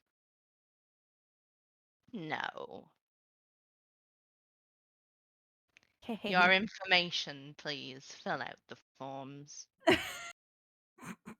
She will try to, as quickly as possible, fill out the forms, but anything that she thinks is like potentially anything that she thinks is information she doesn't really want to give, she will try to on the fly come up with a lie. Okay. Roll deception. Okay. Come on, girl. Okay. 18. 18? Yes. It gives you a long look. The hollow eyes staring at you as it gives a rattling breath. And it takes the forms from you. Thank you. We'll post your packages now. Okay, great. Thank you very much. And it rises, and as it rises, you see it is about 8 foot tall. Hunched over, you can see the line of its spine through the dark grey skin that is stretched tight over its form. And it lumbers its way towards a spinning crystal that, when you look at it, looks completely like a spinning crystal. It looks as it should. You are familiar on the wizarding track with what a spell of this nature should look like. And it looks perfect, exactly as it should. And it places the envelopes beneath the crystal. And you watch as the spell gives off the appropriate light and the appropriate sigil, and then the letters are gone. Um, Great. If she believes that the letters were sent properly and everything, and that they don't seem to find her forms strange, she'll just scooch the fuck out of there as soon as she can.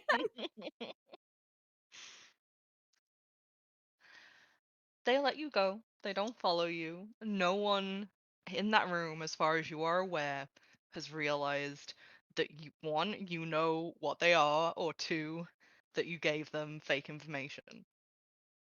Great.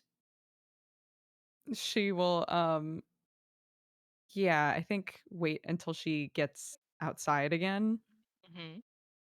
and we'll grab the stone and be like, "Hi, uh actually, sorry. Wait, I need a second." And then she'll stop talking. And then she'll get back on there and be like, "Okay, sorry. I just needed a moment. Uh Tank, are you around? I need to talk with you maybe. Sorry everybody else who's on here. I hope you're all doing okay. Okay." Sorry, group chat. I just want to call one Yeah, person. sorry. We don't have that option. Sorry, group chat. DM's not available. Yeah, Tink, your DMs are closed. Tink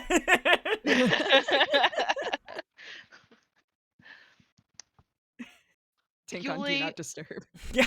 Yuli, beyond talking to Tink, is there anything else that you would like to do with your downtime? No. There's nothing Okay, else she would do next. all right. Tink, what are you gonna do with your 24 hours? That was really messed up. Bro, That was really messed up, guys. I thought I was literally Just gonna gonna be send a like, letter. yeah, DM, I'm just gonna send some letters, and then DM would be like, cool, all right, so Tink, what's your conversation gonna be? Yeah, And then yeah. it turned into this. Okay, anyways, enjoy. Um. Okay. Never underestimate me. Seriously. Um. So I want to establish a few things that I feel like have probably happened before I get into the conversation with Yuli. Um. Of course. The first of which being Tink would have had like a quick conversation, I think, with Belial the night before. Um just to like make sure everyone's okay. That like they are both okay. Um yeah. You had sent Belial a message as you were leaving the hospital wing the previous day Yes. already. So you do know that Belial is alive and Yes. is somewhat functioning. How would you like to contact Belial before sleep? I mean, we have the sending stones. Tink does have a private a private DM with someone. Uh and he would have probably tried to call him in the aftermath, but I am pretty sure he was put to work. Um but yeah, and then whenever things had seemed like they were settling down for the night, like he probably would have said like, "Hey, if you're busy, like can we talk later?" kind of thing. On the school grounds. With the couple of messages that you send, they all get an affirmative response. And as the night goes on, Belial keeps you updated on precisely what is happening. That he's been dragged into a busy shift, essentially, Mm-hmm. as he helps the military in his stance as a cleric. There were a couple of people who, due to everything that went down, had panicked and they're being kept in for observation, but there have also been casualties. Mm-hmm. One of which being Ilya, and he tells you that outright, and that it could be a long shift. Okay. Messages after that don't quite get through, um, but as soon as he can, he will send like a little, "I'm fine, I'm still alright," will come through on the stones. Okay. But he encourages you to sleep because it's going to be a long time before he's free. Okay. That is totally fine then. Um so yeah, in that case, like he would have remained on campus in the eve. Um and yeah, if he hadn't gotten a chance to speak with Belial in the morning, um I think his plan would be to leave Hyunwoo in the bedroom in the dorm room because he's obviously got some shit to work through. Um and he probably would have gone to the artificing wing, to the lab that he has the key to. Um because that's kind of always been his secondary workshop. The artificing wing, when you get there, is abandoned of students, as is the majority of the school. People aren't even doing self directed study this day, considering everything that happened in the past 48 hours. Mhm. The doors to the classrooms are locked, but as you said, you've got a key to that one specific lab. Mhm. It's not really set up for anything at the moment, it's empty. You see that Balthazar's door at the end of the hall is slightly ajar. And what would you like to do with your laboratory? God, well, I mean, he's also a nosy fucker, and if you're not letting me talk to his boyfriend, he's probably gonna see what's going on in Balthazar's room. Because he's a piece of shit. Um, Specifically, I don't think he's gonna, like, knock on the door or anything. I think he's... If the door is a little bit open, he might try to listen. Roll perception. I He might use his little spell. One sec. He's got a nosy bitch spell now. I forgot about that. He does have a nosy bitch spell, yeah. Yeah, so he's gonna enhance ability and gonna perceive. Okay, I did cast. Okay. gonna perceive to the tune of advantage, which thank God, because that was a 2. Okay, that's better. So that's a 17. Okay. With the 17, you can hear a multitude of sounds are actually coming through the door. Most of them appear to be like the sounds of screwdriver against screw, metal on metal, the slight zap of electricity, Okay. and copious amounts of swearing and muttering under the breath. Mm. Does it sound like he's alone? You've only heard Balthazar so far. Yeah, he might. I think he like goes to try and like peek in and realizes he's already on thin ice. Um he knows he's on thin ice. And I think he will knock rather loudly on the door.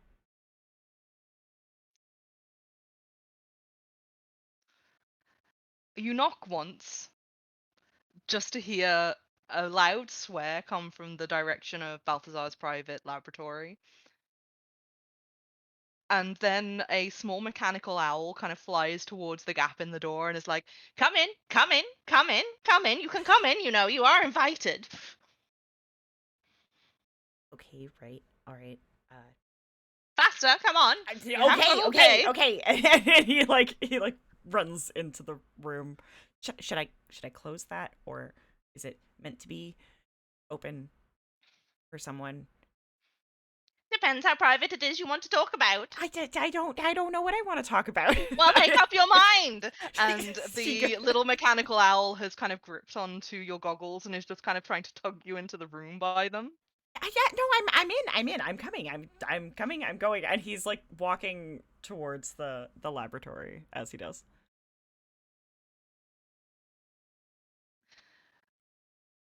By the time you enter the laboratory, you see that Balthazar has tried to sequester himself from the safety gear that he'd been wearing to try and come and answer the door, and instead just kind of stifles a laugh at how Archimedes is trying to pull you into the room. Only for Archimedes to let go of your goggles and them to thwack back on your head, and he immediately does like a little pirouette in the air and goes to fly onto his perch. To just like I it bought the hurts. child! It hurts. They are metal. Like they are metal goggles. He is not okay.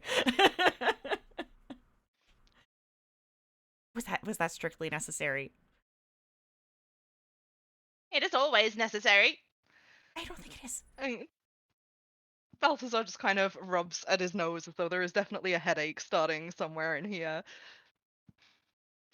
I'm sorry, he's a little over enthusiastic. Now he knows that we don't have to lie to you anymore. Right. Yeah. I yeah. I just I was gonna Coffee? huh? Do you want a coffee? Tea? Sure. Yeah. Yeah. And within the space of a couple of minutes, you find a steaming mug of coffee just kind of pushed into your hands.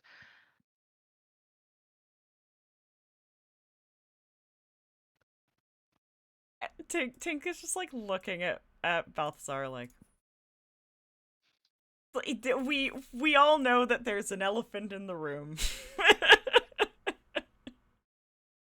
And he looks like he doesn't know how to start the conversation.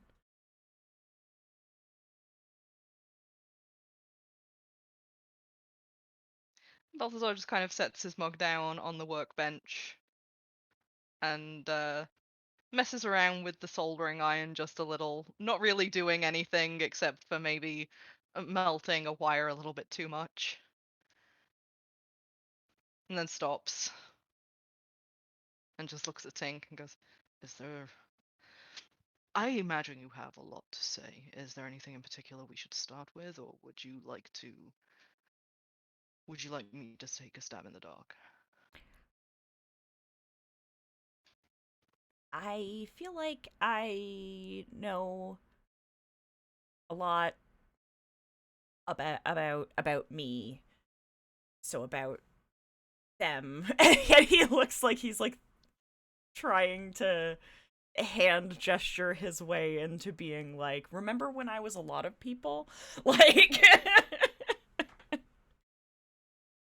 and I just there was a lot of different things going on, and I am even surprised that you would want to talk with me. And I'm wondering if you left the door open so that I would come and talk to you because you knew I would come to the labs, and like that's concerning.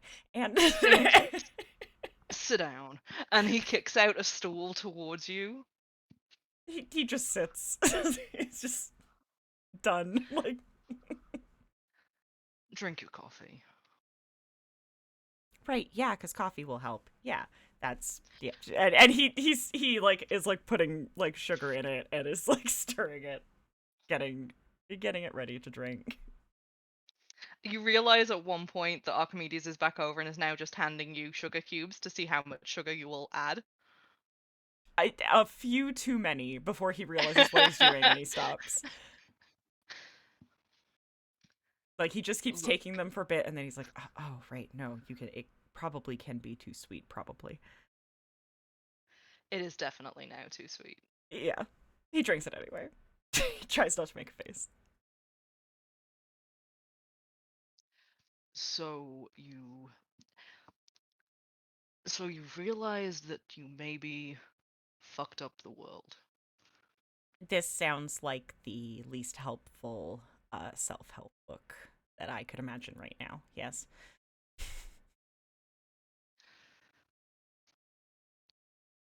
You're right in that you do know plenty about yourself, I would suppose, including, I imagine, what your motivations were. I You implied that they may be predictable. just a little bit. Yeah. I Resurrection is not an option. Why would I? He takes a big sip of the too sweet coffee and kind of steeples his hands on the table. I don't.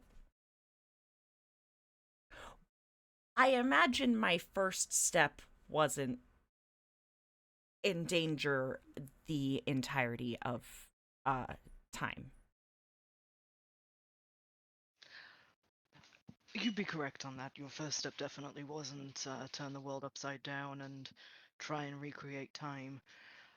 But there wasn't exactly many options left to you except lose him. Why? Did you get the chance to speak with Belial? No. Right. That makes this a little harder then. Does he know? It varies from loop to loop. He seemed pretty switched on this time around. Right.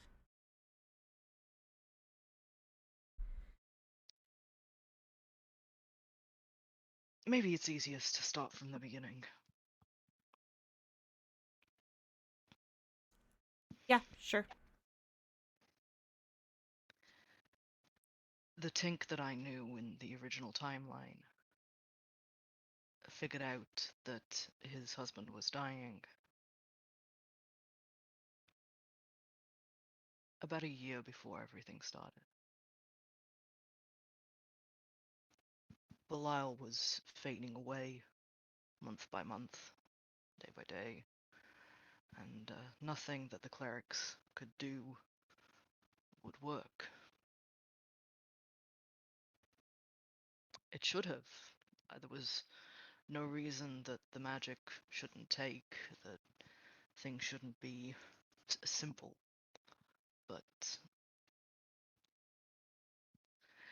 we found out too late exactly why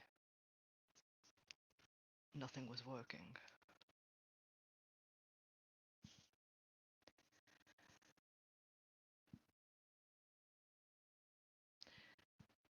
Apparently, Belial had been dying for a long time. A lot longer than you've known, and a lot longer than you could really forgive him for.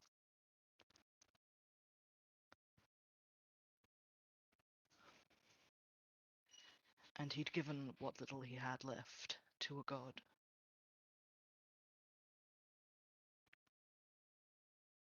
In exchange for creating the kind of life where his sisters and you would be taken care of.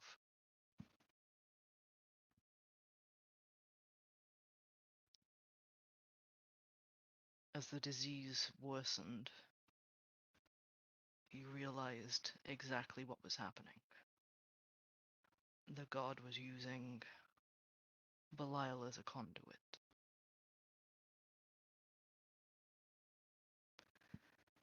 You had a comfortable life and enough to go around, and that was enough for Belial. But not for the me. god, not once you started realizing that it might not be the sickness that was killing him.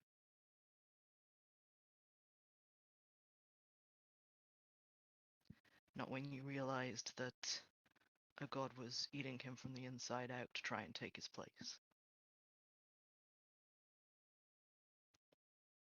I don't know what you were thinking when you decided that a perpetual motion machine, that making time loop in, on, and over itself was the answer.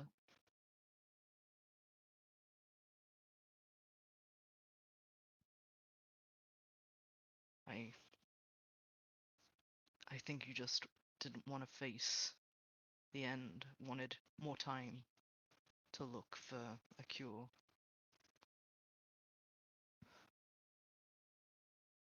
A lot of what I know after the loops were started is speculation.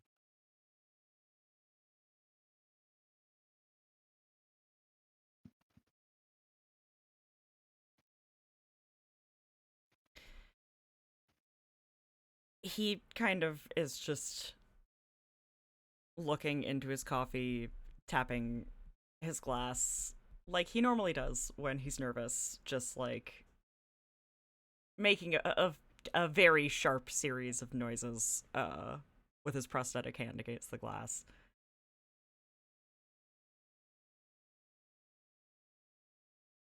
I mean, it makes sense. But if I made it to give myself more time, why wouldn't I remember? Because you're not the one who chose to. Belial exists outside of time. He's part of the machine, and to a certain extent, so does his Tink. That first version of you only exists in particular places when certain things happen. He has to work through an intermediary in the meantime. Ilya? I have my suspicions. Tink just kind of nods.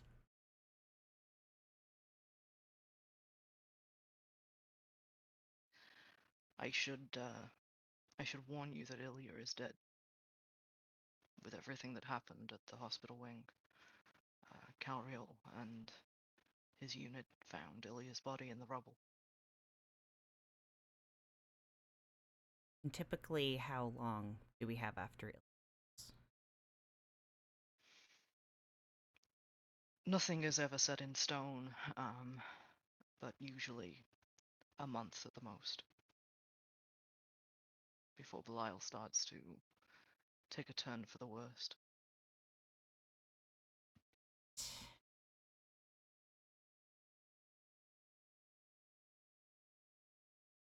Right, okay.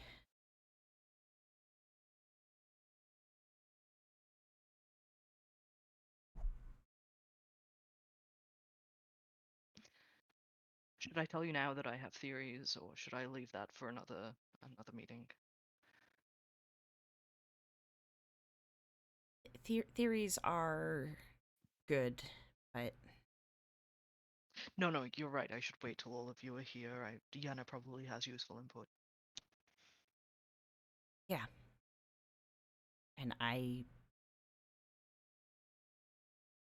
would understand your trepidation about giving me anything on my own, to be honest.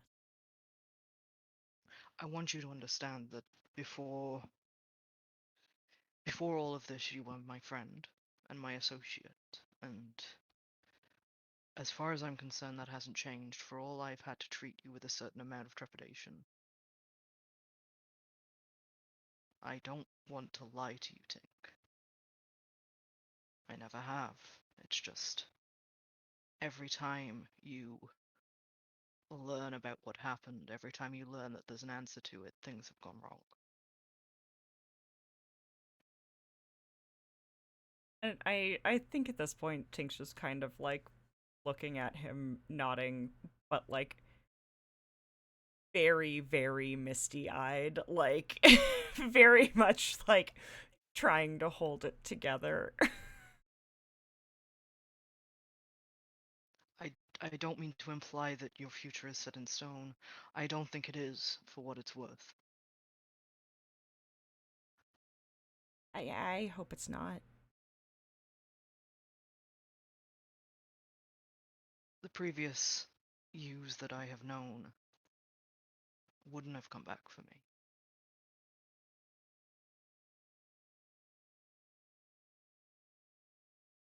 That's something, I guess.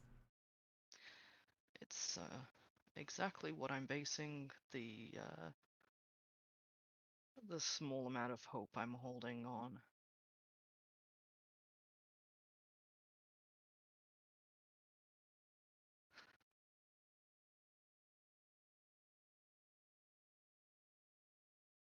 I I felt what they felt in that event. He gives a small nod as though this confirms something that he'd thought for a while.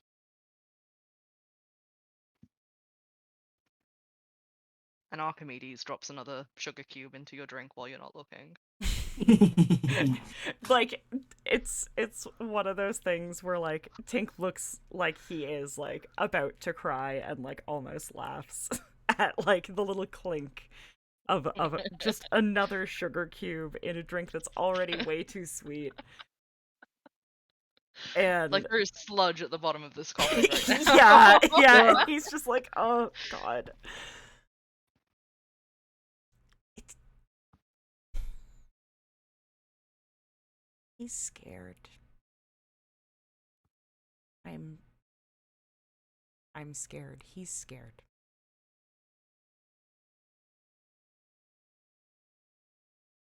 It's scary losing someone that you care about. Yeah.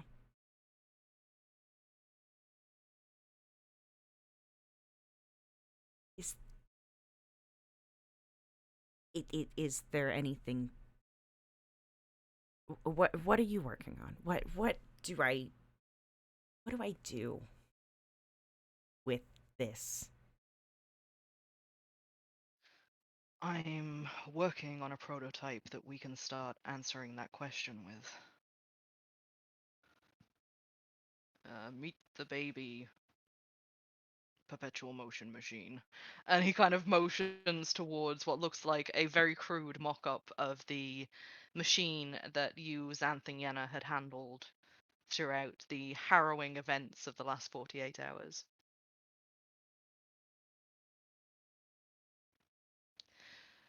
I have plans to, well, I have plans to see how much Yenna's particular flavor of magic affects the machine. And I figured the best way to do that is to have a mock up. But I know that this isn't a working machine. This is just based on my notes. I'm hoping that you can help me fill in what you would have done to it.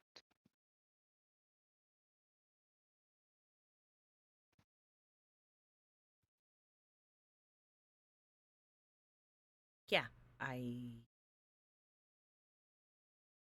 can work on that.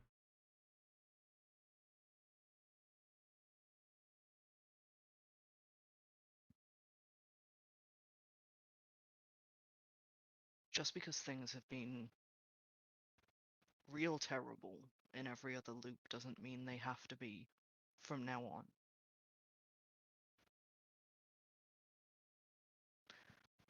I'm not good at being inspiring, but the fact that you want, even in a small amount, to fix this, to try, is a hope for the future that I've never had before. And I mean it when I say you are one of the most brilliant scientific minds I have ever met, along with Yenna. And I fully believe that we can fix this.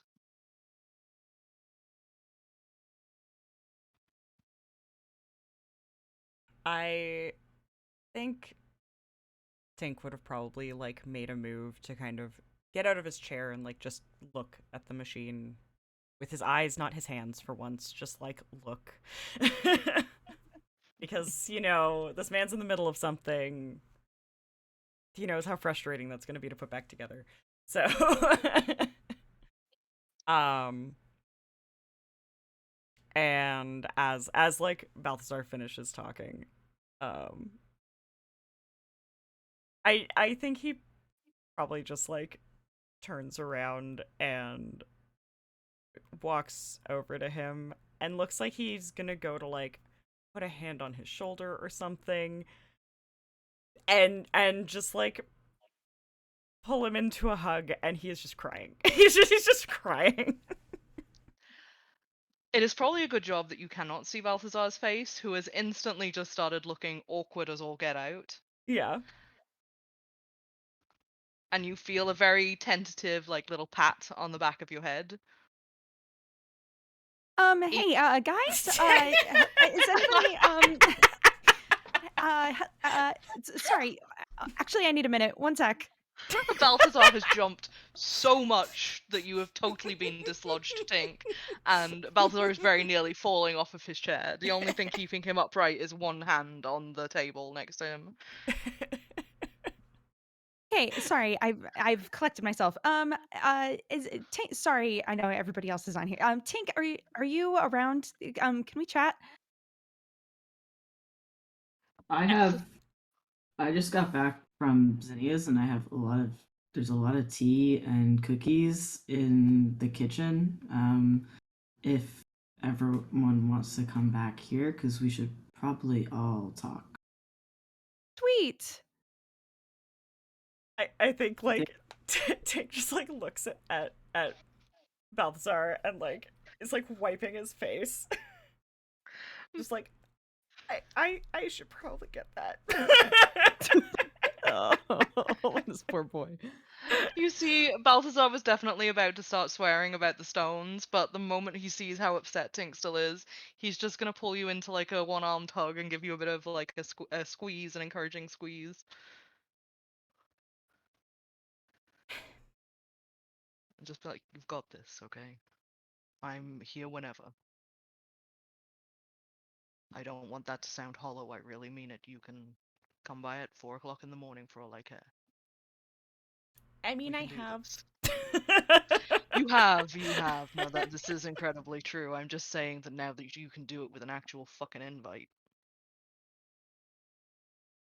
Right, and he's he smiles. He's like almost, he's still like wiping his face. He's still trying to just be like, okay, cool. Gotta get on the phone. Gotta be normal. We're gonna be normal now. Everyone is good and normal. um,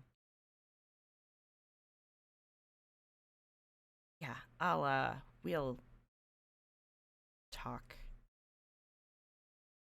later. I thank you. Thank you for trusting me with this. I'll trust you with one more as well. And he reaches across the work table and presses a small haggard book into your hands. That's everything I know on the perpetual motion machines. I'm trusting you with it, okay? He looks like he might like cry again, and he's like clutching the book, like. And Balthazar promptly like turns you around to face the door and just gives you kind of like a little encouraging like nudge against your back, and Archimedes drops a sugar cube on your head. Love this bird. I love this bird. Good bird. Good bird. This bird has been, for the record, because we haven't interacted with this bird a lot recently. This bird has been so rude to Tink for so long. Because apparently that's Archimedes' version of like, well, we can't tell Tink the truth. He's like, fine, I'll just be a dick. So yeah, no, Yeah. genuinely. yeah. And Tinkle kind of like just nod, and the sugar will topple off his head as he nods, and activate the sending stone and be like, yeah, I'll meet you guys back in the kitchen or something. Are we the only people left in our dorm? And he kind of looks at Balthazar. Probably not. I think a lot of people are just hiding for the day. Or maybe you guys should come meet me up in the labs. Oh, okay. Just everything's still in bag, so I'm on my way. Okay. Can I bring Hanro? Probably, maybe. That might be good. The Okay. DM mean, says no, but Balthazar says yes.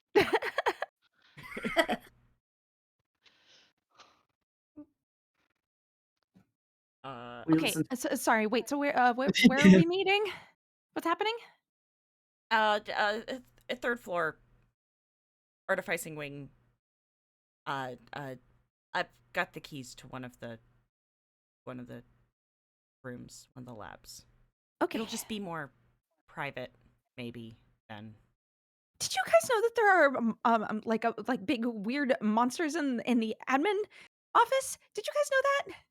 What? No. No, but that explains a lot about the admin office. It was very weird. It was really sorry. I just feel like I I needed to want- get that out. I want you all to roll perception. Ugh, a 5. 22? 16? What was that, Monty? 8. Okay. Monty, Yuli, you don't hear it, but Yenna and Tink especially because you're right next to him, you just hear Balthazar mutter, I goddamn hate this school.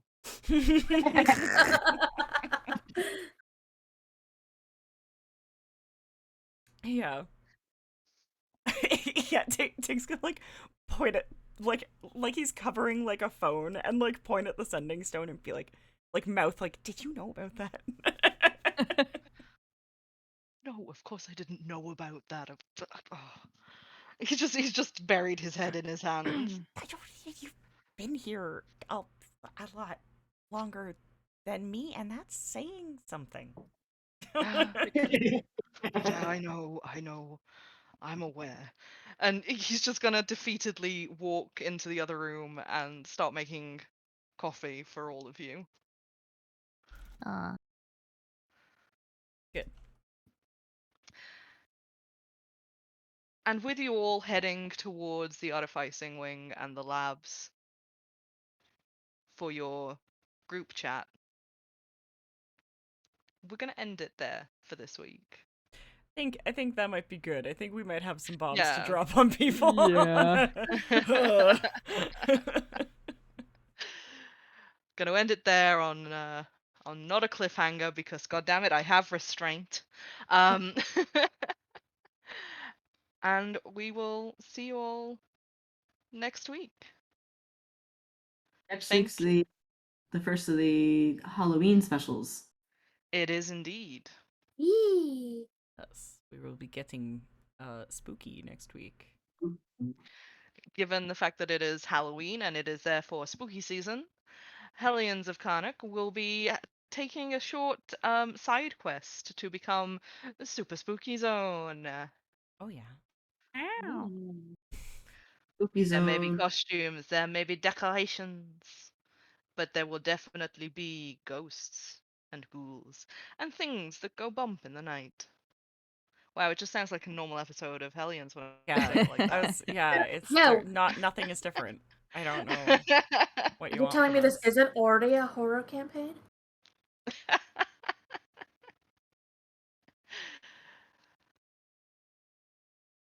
Yeah. Thank you all Yeah, so much for coming. Thank you all so much for watching. And for anyone who stuck around for anything and stuff, that is cool. And we love to see it. we'd also like to thank our patrons for their continued support. And if you like what you have seen tonight, please consider giving us a follow or perhaps even a sub. If you would like to, we have a Discord channel where you can check out fantastic art and talk to other people who like the show. We're also in that Discord channel, so you can sometimes talk to us. And if you're interested in behind the scenes stuff, homebrew, or even a few off camera scenes, we also have a Patreon that I encourage you to check out if that sort of stuff sounds right up your alley. We would be very thankful if you would consider it, but there are lots of lovely rewards for you there, including a spice tier. It's It, very good. it's Yes. it's very Very good. good. It's mainly Nick, so I none of you can see me, but I am doing a little bow. A little bow for you. A big hand flourish. I do Look, like the spicy. when but I yeah, hopefully help with the spice, like refinish, yeah, Yeah. woods. putting shit in Yeah, spice rack again. yeah. Yeah. But we'll be back on Monday. Same D&D channel, same D&D time. See you guys next week. Keep rolling. Yeah, thank Bye. you. Bye.